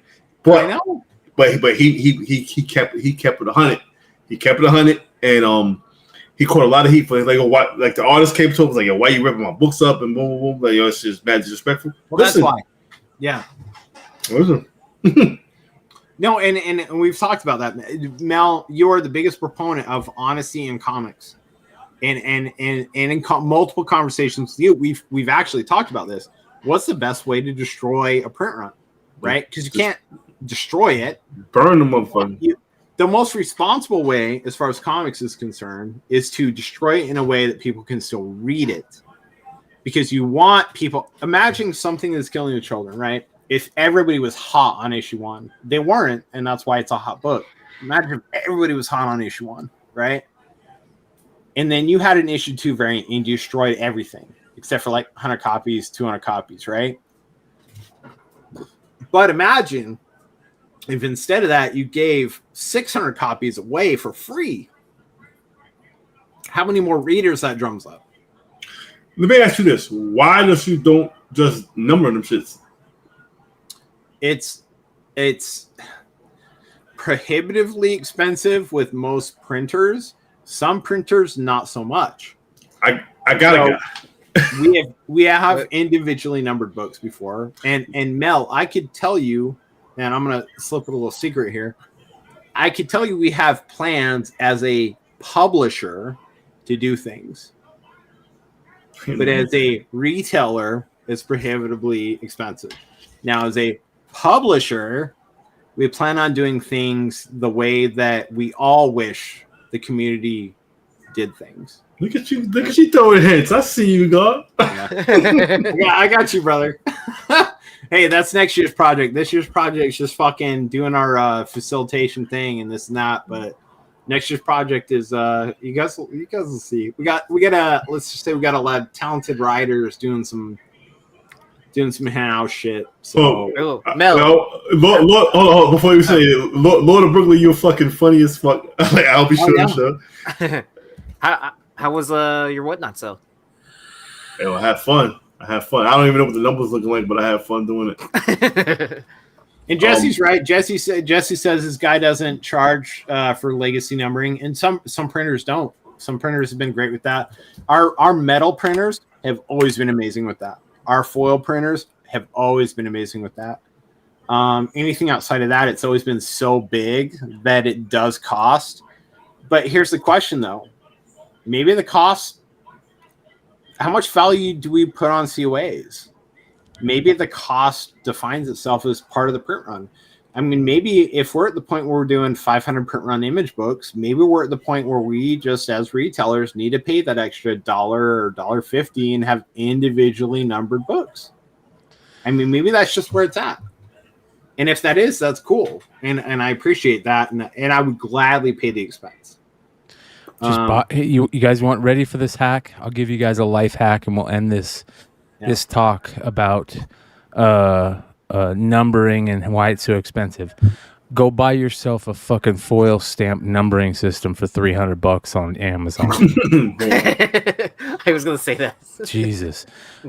Real quick, check this out. Did you guys hear about the shit going on between Stan Lee and Jack Kirby's estate? I didn't hear Stan Lee say anything about it. Well, Stan Lee's estate and Jack the Kirby's documentary that's I'm on. sorry, that was a low blow comment. This was the documentary that's on Disney Plus, right? Yeah. New Stan Lee documentary on Disney Plus, and I haven't seen it yet, but check out this this response. Can I be honest with you without even reading this? Can I be honest with you? I don't want to know more about Stan Lee. Do you want to know why? Yeah, no, I'm we've gonna be honest with you. seen And 5 now of these documentaries. No, man. you are an amazing person to be on the show for this.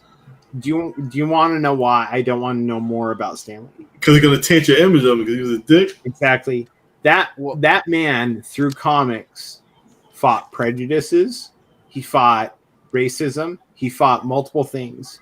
Now, So- if I find out later in life that his great grandfather was a Nazi or something stupid like that, I don't want it to taint my image of what that man's accomplishments were. Okay, so If we were let to me base pause you real it on quick. Let me pause you real quick. solely- Hey, so Okay. this documentary is narrated by Stan Lee on Disney. You Don't really care. think it's? Do you really think it's going to, It might. defame his It character It might on defame on his Dis- character. on Disney It might Plus? defame his character. But I'm But gonna so be honest I with mean, you. it's just it just keeps Yeah. on the narration of what I'm you just already saying, know like, about Stan. like you go far enough. I'm just saying you don't go if you have a hero, you don't go so far into their history that you can dig up everything. Well, I Yeah, don't but think I it's mean- about that. I think what it's about. Well, let's just read what's about. It says here, the newest Stan Lee documentary is another example of regurgitating falsehoods and repeating long debunked ideas into the creation of these beloved Marvel characters. Jack and Stan were an amazing team whose combined talents ushered into an an entire universe of superheroes that have inspired generations. The Jack Kirby estate has and will continue to ensure that comic book and pop culture fans understand the importance of Jack in the creation of the Marvel Universe. This continuation to push a challenge narrative hurts the legacy of Stan Lee as well, and continues the disregard towards Jack and the creation of these iconic characters. It truly pains the family to once again to have to fight to ensure Jack's legacy and his global contribution to the comics industry. Jack Kirby was more than an artist. He was a visionary, a creative force whose contribution to the creation of many Marvel characters goes way beyond putting pencil to paper. Stan Lee will rightfully be remembered as a champion of comic books, creative powerhouse, and figurehead of one of the world's most cherished brands. It's now time for the world to discover the other creative force behind the favorite superheroes. The Jack Kirby estate invites you to learn more about Jack's version of how these superheroes were created and his inspiration for doing so. Jack loved his fans, and creating for them was not just a job, it was his passion. There are many resources that now add historical facts and are finally changing the one-sided narrative that has been pushed throughout the years. We look forward to one day having a documentary that tells both sides of this amazing story. Until that time, we continue to ensure Jack's legacy is protected and find solace in knowing that these co-creations continue to inspire and entertain people around the world. Here's the problem. Jack Kirby died way before the MCU. That's the only fucking problem here. Stan Lee, they put him in every fucking MCU movie. They look at him like that's the problem. Jack Kirby died, 10 years, 20 years before the MCU? You know, like... That's unfortunately that's what it is. It's bad timing, unfortunately. I get it though. I think Jack Kirby doesn't get as much credit as he should, but I don't know, man. Kind of feel like he's just crying at some point. I'm gonna go out on a limb here. I'm gonna say due to their small part in, I wouldn't say ending racism, but familiarizing racism and familiarizing the thoughts that people that have different abilities or thoughts and colors and places and origins can be the same or better. I think at the very least, merits them the Presidential Medal of Freedom posthumously. I think these are men that have I bet you Stan Lee probably already has one. I wouldn't be surprised. Look at what Stan Lee did for women's rights. Imagine, bro, and not even bro. There are so many fucking within DC and Marvel. How many countless people went to bat for civil rights and said this shit's just fucking wrong and put their name out there and their head out there and really like integrated young youth children into being like, this is okay. Through comics is like, I mean, it's just James. Bro, we've been decades behind. Was that cigar laced with something, bro? No, it's not, but like, You're on one tonight, brother. You are on one tonight, my friend. This is something I take very seriously, and I think this Mel knows this about me. Me and talked about this. Like, we've had at-length conversation about this, but like the integration into comics, and I'm not talking African American integration. I'm not talking anything other than that. I'm just talking about the facilitation of people realizing that you can be different and be special, and you can be different and be super, and you can be different and be this and that. It started in the 1940s as an underground clip that like people didn't catch on to, and it became more socially acceptable. It became more out there in your face and this and that. But like, even look at the Spirit. Like, look at Spirit, right? You know, that's my jam. Look at Spirit Weekly. Their depiction of African American people is racist as shit. But he was the sidekick. He was the guy that helped shit get done. It's still fucking kind of cheesy, bro. Yeah. I don't think you could fucking I'll be honest, bro. I don't think you can fucking put any type of butt on there. That shit was racist as fuck. No butt, nothing. Fuck that, bro. That shit's super racist, James. Have you read them? No. I don't give a fuck, bro. I am a Spirit fan too, dude. Like, I'm just saying. Here's the thing. It made it regular to people. People went from sidekicks to heroes over the course of 40 years. Yeah, shout out Denny O'Neil and Neil Adams. And it was writers like that, and it was creators like that that made that. What do you place Bendis on that list? Bendis? Yeah. As a crowning achievement. For doing what? For creating Miles? Miles. I don't think that's I don't think that has big fucking deal. I don't think that's I don't put that anywhere near Neil Adams or Denny. No, not comparing them to, but I'm just talking about like how do you feel like do you think that I would say compare, but does his name need to be mentioned with those guys? That's what I should say. Yeah, there's definitely some guys that need to be for creating like a generational Spider-Man character. Like he should be up there with McDuffie and those guys from Icon. They should be up there with them. But he did create Miles again. I remember when Miles came out, man. The fucking hate for that, bro. Man, listen, it was crazy. You talking about hate for Spider-Boy? Fuck out of here. The hate for Miles was just out of control. And that's coming from somebody that I fuck with. Yeah. I feel like there was more hate towards. Was there more hate towards Miles or more hate towards them doing the young female characters at the time? Because all the young female characters.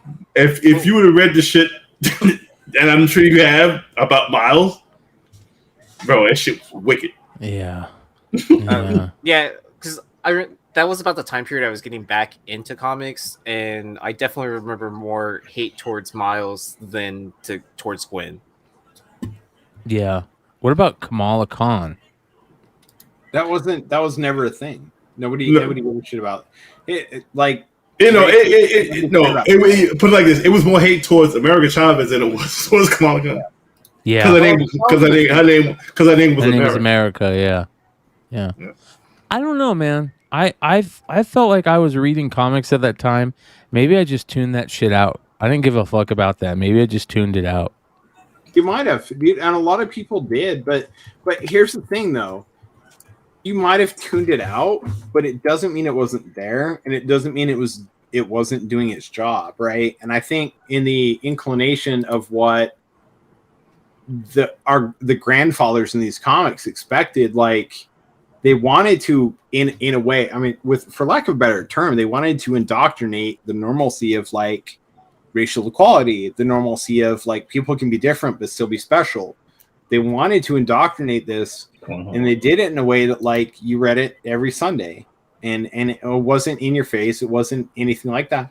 And you look at it right now, and it's a great thing that it happened. It's not something to be shit on. It's not something to be like frowned upon. Like indoctrination, a lot of times is something that's horrible, right? It's tied to shit that's horrible.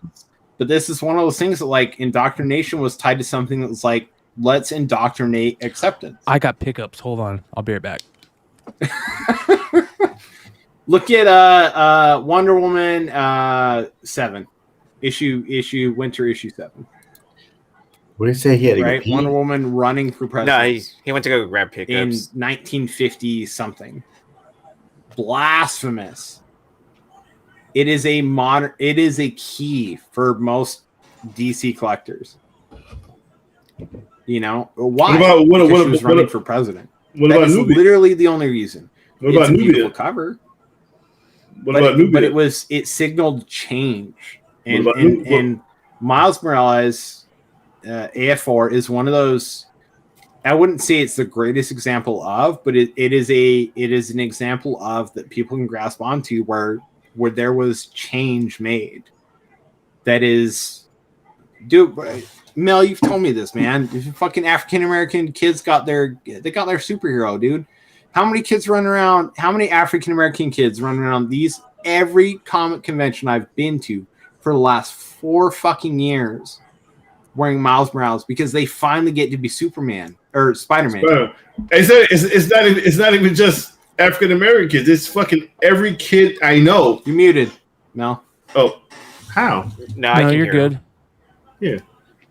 It's every kid I know. Nobody knows about Peter Parker. Everybody knows Miles Morales. It's not just black kids. It's not just Asian kids. It's every kid I know. I was at a party. There's a reason. The reason why I spent $3,000 on Ultimate Fallout 4 back in the pandemic is one, I had the money. 2, I was at a party. I say, "Oh, who's Spider-Man?" I said, "Miles Morales." I said, "What about Peter Parker?" I said, "Oh, the fake Spider-Man." I was like, "What the fuck did you just say? You little bastard!" But I said, "Yo," next day I said, "Yo, $3,000." Yo, yeah, I know Miles Morales going forward is Spider-Man.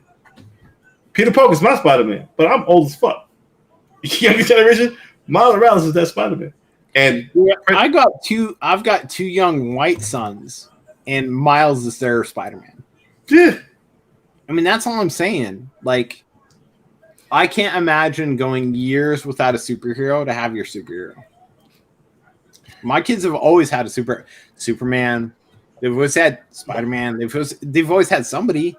But my kids are fucking white. Mel, what do you think about? Did you hear about the new Green Lantern shit they're doing? What?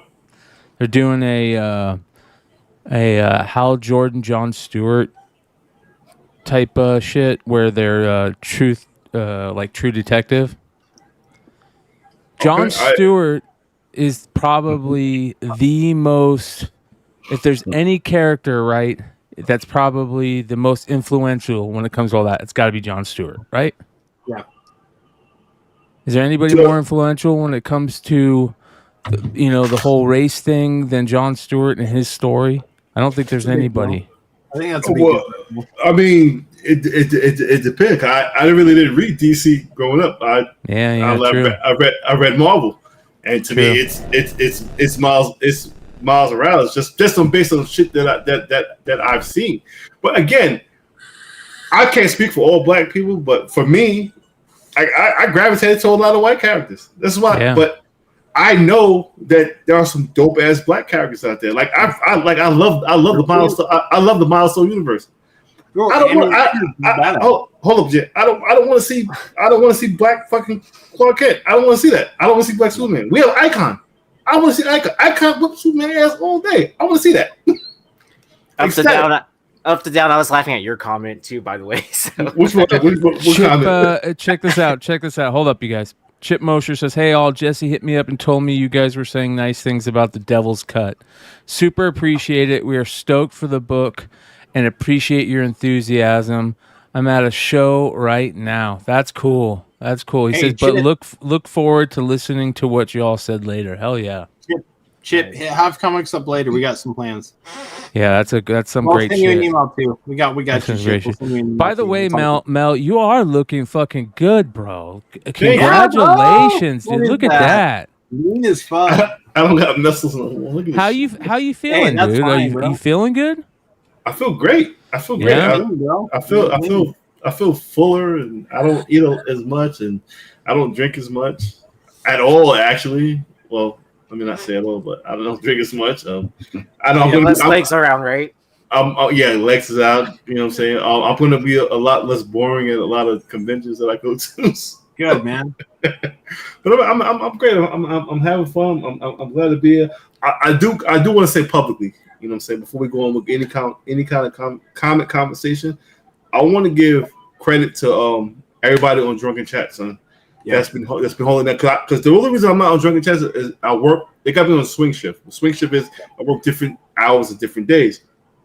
Friday they got me working from midnight to 8.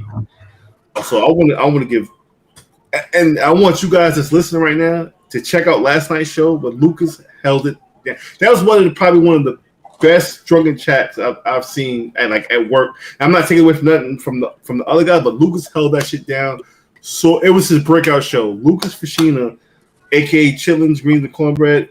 That was his fucking breakout show right there. He's a fucking star. And I'm glad to have all the guys, you know what I'm saying, that's down with Drunken Chat. Yeezy included, Bryan you included, Todd you included, you know what I'm saying? But I want to thank them publicly in any kind of form. I'm going to give them their flowers because they held the fuck down while I'm away. And I don't, you know what I'm saying? Like I'm going to come on here and definitely say that before I say anything else. I don't want to. I don't want to be a part of any comic drama. Did you do the comic drama? I don't want to be a part of that shit. You're joining in on the tail end of it. We're done with the comic drama, bro. Let's keep you around here for some major. You don't want any of the comic drama book alert hate, bro. That shit is fucking. No, I don't. You know how I feel about the comic drama. I don't want to. But we're in the. Hey, listen, brother. Hive is in the middle of most of it. So. Well, hey, check how we feel. I got some nostalgia to hit you guys with. You ready? Let's do some nostalgia button love right now. Check this shit out.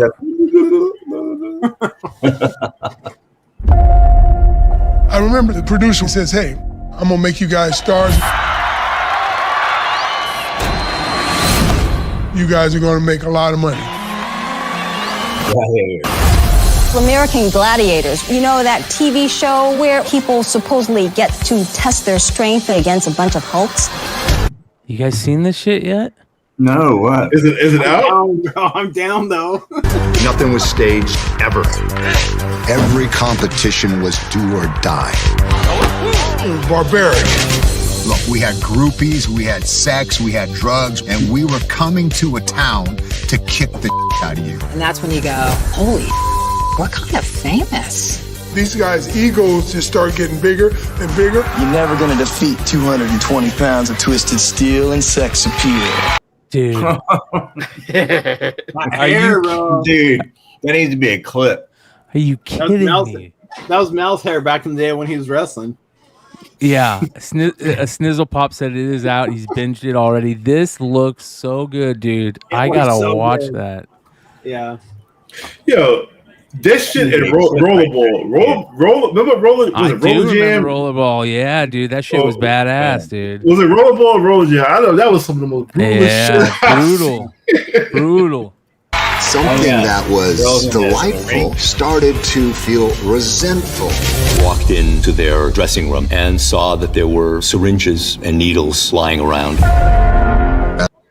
no shit. Like, Yeah, no shit. What? They were Yeah. doing steroids? What? As an athlete, Yeah. you got to make the decision what you're willing to do to perform. There is such a thing as roid rage. I just remember him chasing after the referee. It was really scary. And the next thing I feel, my best friend biting me in the face. Dude, I gotta see this. Yeah, dude, this is pure nostalgia. I remember Hustle and Mayhem. Dude. God damn, I watched that this weekend. how many kids growing up did not try to pull this one off coming up here. I'll stop it right there.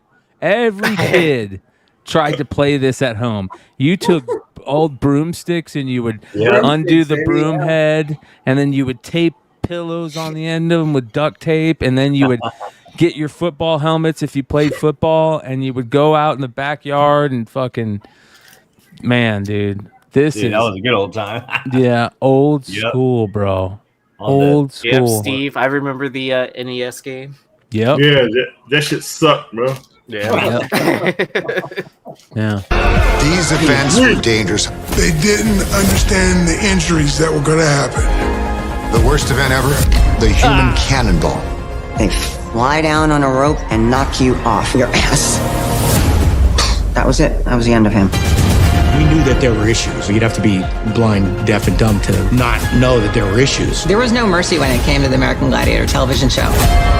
Dude, Zap, right? That was her name, Zap. Was that her name? Bro, that ball pit fucking one-on-one on that shit. Fuck that. Dude. That was the end of him. They had all the little intros. We knew that there were issues. You'd have to be blind, deaf, and dumb to not know that there were issues. There was no mercy when it came to the American Gladiator. Right? That's Zap, right? Am I wrong about that? She's still pretty hot, dude. Holy cow. That was bad. Yeah, she looks damn good, dude. American Gladiator me any day. Yeah, she looks good. Lords of Brooklyn says so many of the gladiators passed away. Well, that's the crazy thing coming up. Watch the end of this. This blows me away. Bro, The hard end of facts this. and fucking strokes, man. Yeah. Steroids. Television show. You think you're not replaceable, you are, and that's one of the things that they wanted to prove to people. Watching the show completely go into a downward spiral was pretty terrible. There wasn't a chance in hell this was going to continue to air. Pretty dope. So Yo, do you watch Dark Side of the Ring? Yeah. Yeah, hell yeah, bro. Fucking fun. Yo, the Junkyard Dog shit that just came out this week. Fucking amazing. I didn't watch that one, but Yeah, good shit, dude. Hell yeah, dude. I keep on saying this. One of these days, when we get when we figure it out, we got to get Jesse James on here to come in here and talk about his wrestling fucking bullshit, dude. He's got some crazy wrestling stories. Snizzle Pop says they said Lace posed in Playboy. I never paused, open new window, and Google search so fast in my life. Oh, FYI, there's 1991 Topps American Gladiator cards. Are you kidding me? Oh. Yo, fucking yo, I want to give a shout out to fucking Blue Green Artifacts, aka Tony Fixit, because that motherfucker, Source Magazine shit, he peeled back a fucking onion I forgot Eminem about. one? Oh no, not even that. Just bro, just talk about. He's just throwing covers. We was in the private chat, just throwing covers up. That shit just brought me fucking tears to my eye. Like, oh, I had all of these shits, bro. Like crazy. Shout out to my man Tony, man. Yeah. Undertaker. Yo, I don't know. We don't want to talk about whatnot, but whatnot ain't bad. Whatnot ain't bad, bro. How'd That's you what do? I heard. I did. Yo, I'm trying to find out like how much I did, but the interface has changed so much. I don't know what the fuck is going on. It was crazy. I didn't do like as well as I like used to do, but still did all right. But check this shit here. I got, you know what I'm saying? I got it. I was feeling the groove, and I was like, let me just start putting books up. And I put this. I was like, yo, man, I took the shot of the plastic and shit. I was like, yo, this shit clean. I was like, yo, I'm gonna throw this up for $100. This shit. Once my man half price gets hold of this, if this shit don't come back in line, I'm gonna be pissed. Dude was in the sale. Was like, yo, son, you know it's a new thing. No. Look, bro. Look, I ended up walking so goddamn fast, bro. Did you not sell it? Nah, nobody bid it. Are you kidding me? I saw the bid at $100. Wow, dude, that's what I'm talking about. You can't. I don't think those big books, man. There's certain big books that just don't sell on when because people don't know what they are. You know what I mean? But my Moon Girl 19. I was like, it was a show and like a show off auction. Like, yo, look, I got this fucking. Nobody got this fucking Moon Girl. So I started bidding at $75. That shit sold for $100. I have it. I have Whatnot. I have all of it. Whatnot is weird right now. So it's the market's weird right now. Oh yeah, if someone pre-bids like some crazy high amount, someone else has to do. It's like eBay. You know what I mean? Yeah, the market's weird right now. Well, it's like eBay, like with the low bids and like you have to build up to that. What we doing? I'll say this: Hive's gonna do a lot more of Whatnot. We have what did I say? Eight table signings for San Diego Comic-Con. If you don't think we're going live for every one of those motherfuckers, you're fucking high, right? Now, granted, off on Thursday when Jesse brings eBay over to our table, that might be a different thing, but I mean, I'll like use everything that's available to you. That's the name of the game, man. No, and we've got all the access available to us in the world. Like we could be at 3 times the conventions next year, have access to 8 times the artists that we had this year. We're going to do some crazy ass shit. So whoever the highest bidder is, they're going to grab us, and we're going to do our thing. But come San Diego, it's going to be Whatnot. We're going to do a couple shows with Whatnot. I still got love for my guys at Whatnot. I still do. You know, matter. By you saying that, you guys just had a fallout with Whatnot? No. We've been super public about our shit with Whatnot. I ain't been around the public. You want to talk about it? Yeah, we were promised a lot and delivered a little. But I will say this, that we've been taken care of behind the scenes to make shit right. We're not straying from Whatnot. We feel like Whatnot is a valuable tool when it comes to us live selling books, when we have a premier artist sitting at our table. And we are now CGC facilitators. I don't know if you heard that, Mel, but we're now CGC facilitators. It changes things because eBay wants that. And if Whatnot puts a value on that, it equates to what we can do for eBay rather. Then that's cool. We can work some shit out because I'm always gonna have love for Whatnot. Bro, if it wasn't for Whatnot last year, Hive Comics might not exist. We did a lot of business through them. They helped us a lot, tremendously. They could have helped us more. It was in the cards for them to help us more, and they fell through on that end. But on their end alone, in the issues like the input that we put into it, we saw a reasonable enough return to like appreciate what they're doing. The eBay is coming in full force, and when we can put together 8 to 10 premier artists a convention and plan on doing 20 conventions next year, who's gonna pay? Who's gonna give us a better offer? And that's what it comes down to. So did eBay Live reach out to you guys? We've been in talks. That's all I can say. In a way. And we will be in further talks at San Diego. But that is literally all I can say. My thing is this. All the people that was hot, I'm not talking about you guys. Yeah. You guys were hot, but I'm talking about all the people that people hated on that was on Whatnot. They're gonna go to eBay Live. That's gonna open up the floodgates for Whatnot.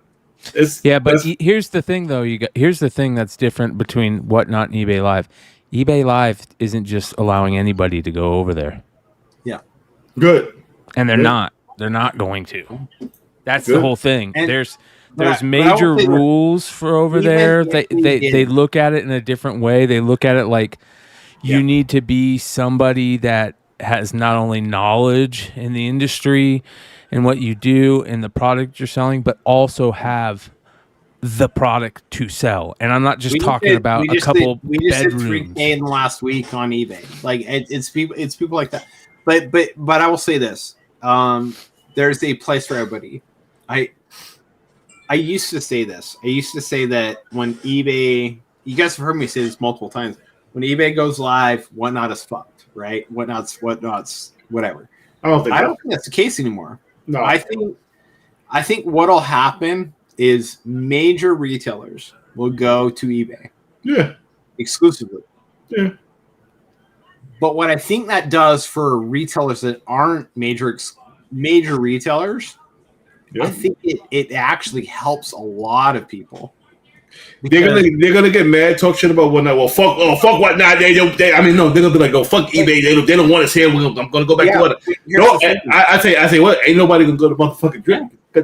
Here's the thing, though. You're gonna have hundreds of retailers that couldn't do it on YouTube or on eBay that will do great on Whatnot. And I think, for lack of a better term, as far as comics, I'm not talking cards. I'm not talking anything outside of that. Right. Exactly. I think in comics, Whatnot becomes Kmart and YouTube becomes Walmart. And I think the smart retailer understands that there are some products. Bro, if I bought a collection tomorrow that was 3,000 books, 2,800 of those are going on Whatnot. And there's 400, 200, 400 of those books that are going to go on eBay. They're my prime books, my greatest books, my greatest hits from that collection, they're going to go on eBay because I'll get the greatest prices for them. But the books I want to move quick, fast, in a few, like I can move 100 books on Whatnot in an hour. Here's the amazing thing about dude, Whatnot's going to be the gold mine for if you want good shit on the cheap, on the low. And because of that, Whatnot will do good if they understand that's their place in the market. They'll do great. They'll do fantastic. Let me say one thing, Brian, before you start. I do the $1 1 minute shit, right? Yeah. But it was some books I didn't want to do $1 1 minute on, and they sold. I was surprised that when people were bidding on the shit, I was like, "Yo, why would you? You didn't bid on when it was $1 1 minute, but you bid on the shit when I put it at 65." Okay. Like it's crazy. Like the climate is totally different from when I first started. Totally different. Like I haven't done a Whatnot sale in maybe 3 months, and in the 3 month span, it's like I'm like, what the fuck? It's totally different. So the clientele has changed, and what people don't want to get in the bidding war. People just rather give you the money. Like, yo, here. I don't feel like bidding against anybody. I don't want to have that anxiety. Yo, here's the fucking money right now. Like I so more in my buy it now than I did on the auction. I'm like, yo, I was like, yo, son, I'm doing this shit. Like, you can get a deal. Like somebody hit me up, was like, yo, I don't want to deal with going back and forth.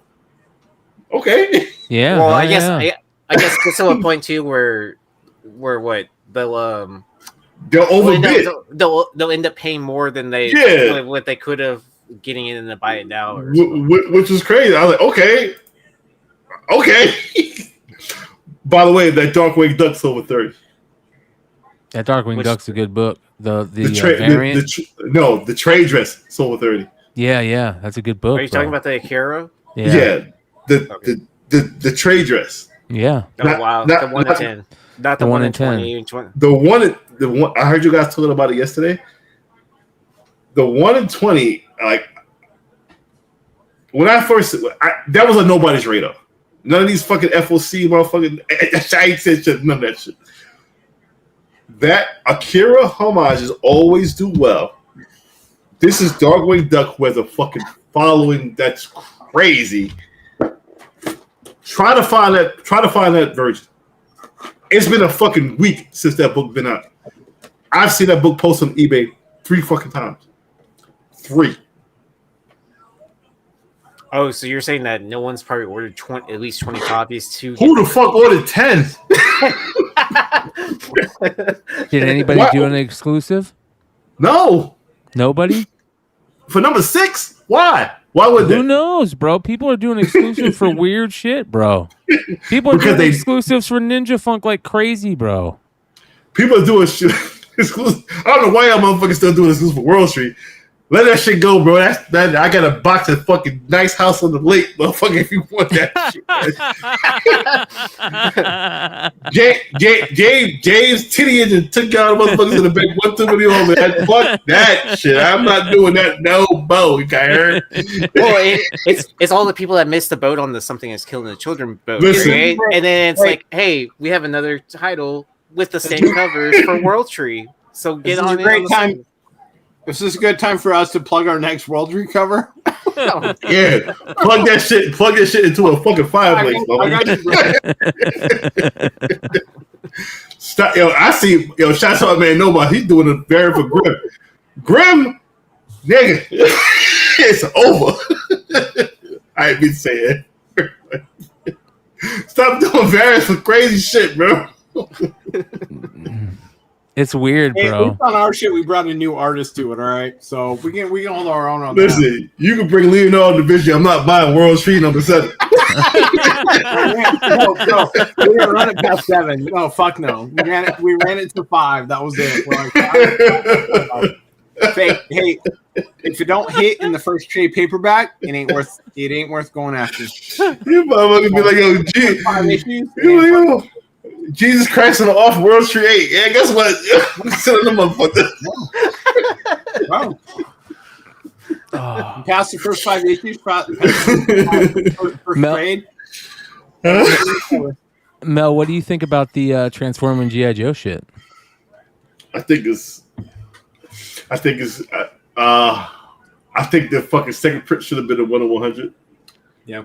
For number 1. I agree. I agree. I had a couple copies of the 1 of 100, and I felt that I sold them too fast. What'd you sell them for? I sold the set for like $400 for everything. Not bad. You're good, bro. Not bad at all. But when my last 1 of 100 sold, I was like, fuck, that shit was clean. I was like, I should have sent that shit in the CGC. Will the price come down? Yeah. I would put it like this. People are paying more for the 1 of 100 than they were paying for first Transformers first appearance, which is crazy. Yeah. But I think Mask is going to be the sneaky hit. I sold my Mask number 1 Paul Pope for $750 to a buyer outside of eBay, and I wish I didn't sell it. Mask. And you've been looking for that book forever. Yeah, but I'm not turning down $750. Fuck that. Yeah, bro. But you know what I'm saying? Correct. Sitting right here, that's got the right price mark on it. Yeah, everybody got it. Ted DiBiase said the best, man. Bro, it's gone. It's gone. It's my dream book, but it's gone. Ted DiBiase put it in my head a long time ago. Like, yo, everybody got a price. It's gone. They the right price. It's low. I want to talk about some things about the market. The fucking Venomverse shit that's coming out next week. People are paying like $150. That shit was on everybody's fucking radar. That shit was on everybody's radar. If you didn't order that, if you didn't pre-order that shit, and you paid $150 for it, it's 1,000 FOC sales out there. Yeah, it was there. What else I want to talk about? What else I want to get off my chest? Because I'm in my. Listen, I shouldn't even be talking about this shit, bro. But Usual Suspects. Listen, man. I spoke to the person about that Usual Suspect shit. Apparently, he wasn't talking about none of us here, so we'll leave it at that. So, What'd you think about the second print? What, the fucking fluorescent shit? Yeah. For the sickness. Yeah. Get people the first print first. Yeah. Yeah, but they said that they're gonna fulfill all the orders. I hope so. If they don't, they will get absolutely roasted. Oh yeah. No. They will be done. They will be We Can Never Go Home. They will be 4 kids walk into a bank. Yep. I didn't get my shit First of all, they shipped the shit medium mail with no bag and boards. Fortunately, they came in pretty good condition. I could tell the guy was overwhelmed because I had to hit. I'm not usually that Karen motherfucker that'll fucking email like, hey, where the fuck is my shit at? But where the fuck is my shit at? Like he's like, no, we got you. You know what I'm saying? So he sent me my shit. If you guys didn't get your books, just email the motherfucker. He'll get back to you. He pretty good. He pretty good with that.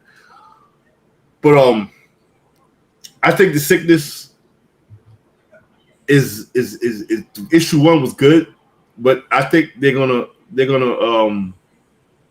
have problems. The sick because number 2 comes out in October, and in this day and age where we at with comics right now, this market right now. It's Janet Jackson times 2. What have you done for me lately? Motherfucker will forget about this book in 2 weeks. Yeah. Right, because it doesn't have the following that like TMNT has to do like 3 or 4 months delays for the next issue. Yeah, Manny said it best. He said they fulfill orders after the holiday. What fucking holiday? Thanksgiving is a fucking holiday. Motherfucker, 4th of July. Yeah, 4th of July is. But you're not being Pacific. You need to fucking let people know what the fuck is going on.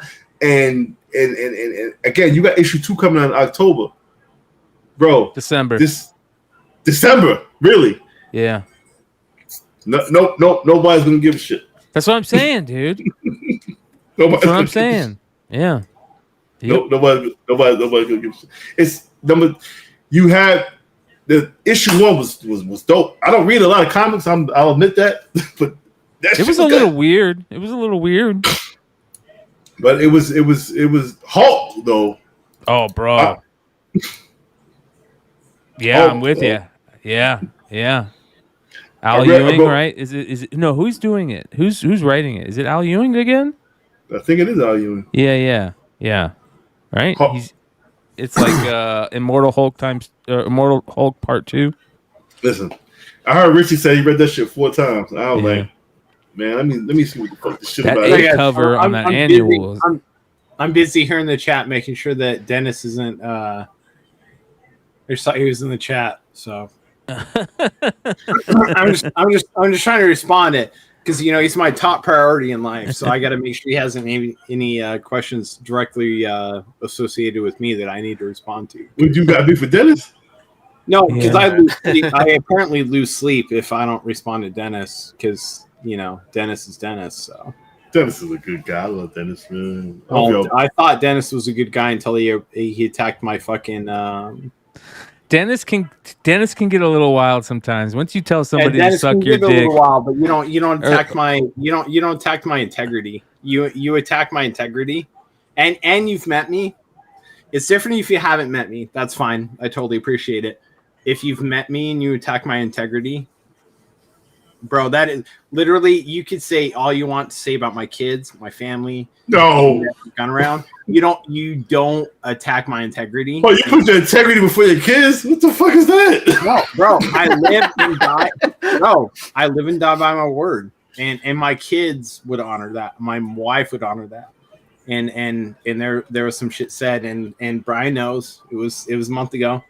And yeah. I love Dennis to death, and me and him will sit down one of these days and have a great dinner together. I imagine it in my head, fantastic dinner, and he's gonna explain himself, and I'm gonna understand him again, bro. And everything will be right in the world. But as of right now, bro, he attacked my integrity. Not only did he attack my integrity, he attacked Bryan's integrity in the same fucking show. So because of that. Yo, alligator soup. Yeezy was in. That was good. Have dinner with Dennis in Orlando over alligator soup. Y'all motherfuckers will patch that shit up. I would love to have a dinner with Dennis. I don't have anything against Dennis. I have nothing against him. Apparently, though, from his words, he has something against me. And I don't feel like I've done anything to warrant that. And that makes me feel sad. Yeah, so, I mean, it is what it is. Maybe I'll take too much shit to heart. Maybe I'm a little too sensitive. or whatever, but I feel like I was attacked and I don't know why. We all feel a little bit of a way when we I feel would like love we've to have been the attacked. opportunity to sit down with Dennis again and have a great dinner and bullshit and converse and understand what his issue is with me, because I don't feel like I did anything wrong. Yeah. But apparently he has an issue with me, and that's fine. If he does, that's cool. It's totally within his right. I hope to one day be able to sit down and break bread with the man. I've met him a few times before. I had great conversations with him before. I've had nothing but great interactions with the man. And I hope that one of these days I can sit down with the man. Gary Morris out of nowhere. Some black licorice. Yeah. And have some black licorice with the man. Yeah. And you know what I mean? Like honestly, like I don't know where it came from. I don't know where it came from. I signed him up as one of the people. I was laughing at that comment. No, I signed him up as one of the people that like we could do work with and was a good, honorable person in the industry. And I still feel that way. I think he is that way. But for some reason he has an issue with me. So I mean it's kind of it hurts. So one of these days, bro, Dennis, I see you in the chat. One of these days, bro, we'll line up. We'll have Dennis, watch the shit. And that's cool, man. I love you, Dennis. Up till this day, man. I respect you for what you've done in the industry and everything like that. I don't respect the way you talk to me. I don't respect the way you talk to Bryan. And we'll talk like this. We'll talk about this like men. Yeah, one of these days. Shit. Next time you run into Dennis, he might be Mel's size, man. He's going gluten free. I don't know. Listen, Dennis is the only motherfucker I know who get calmer. The more he drinks, the more calmer he gets. Bro, he's on it. Listen, Dennis is. I've seen it, bro. I will say this though. Dennis is honest as fuck. That's why it hurts. If Dennis is so fucking honest. Now, if he calls you out on some bullshit, then you probably did some shit wrong. What in the fuck have I done wrong? Like, let me know. Explain this to me. Like, sometimes, I want to have that conversation, bro. Hey, it is what it is. It'll get figured out, and I know, bro. Yeah, it is what it is. I've never done anything against the community, and I hope the Dennis doesn't take it one way or the other. I would love to sit down with him and be like, bro, what did I do wrong, or what did you think I did wrong, and how can I make this right for the community? Dennis is a good dude. Yo, Dennis, why are you wilding right now? Is he going nuts right there? Son, it's really good. Like, yo, Dennis is wild. Bitch, get my name out your mouth. That's what he just said in the chat. What the fuck? I was just talking. How nice was I talking about him? That's not what I understand. This is crazy. I told you, Dennis can wild out sometime, brother. Dennis is crazy. Yeah. I'll fuck with Dennis. Hey, Dennis, check this shit out. Next time me and you meet up in social, this fist is coming your fucking face. How about that? What the fuck is we went violent now? What just happened? Listen. I served 6 years in the military. You want to call me a bitch? Dennis, I got a number for you, brother. What the fuck? You just praising the guy. It just escalated like that. I just laid out all the respect for that motherfucker. And then welcome to your first drama alert, right? I love it. Your drama alert. I got a number for you, motherfucker. I don't want to be a part of this drama shit. This is crazy. I got a number for you, Dennis. Hey, 101 Live just watched that. So after I dragged him, fuck you, bitch. Fuck you. Look at McClay just eating this shit. I'm like, now McClay just thinking about all this shit he got to fucking edit right now. Here's your drama alert. I've done nothing but respect you, Jesse, and the grandfathers that came before me. Oh my god. Nothing but respect you guys. Nothing but respect you guys.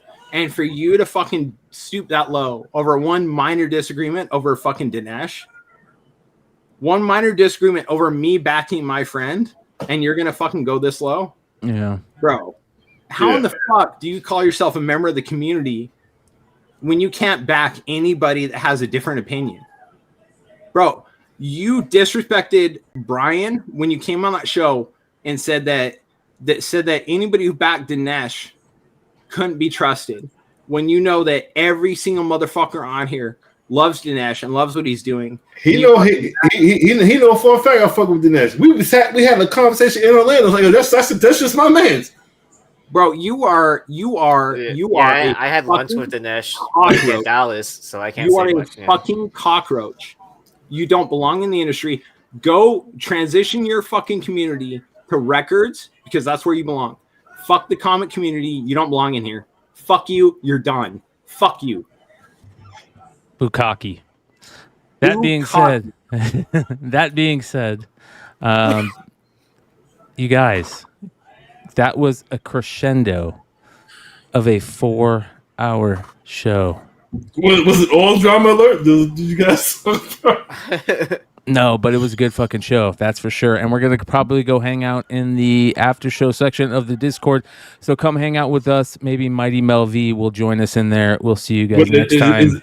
Is it a video or we got to type shit? It's a video. Peace out. Okay.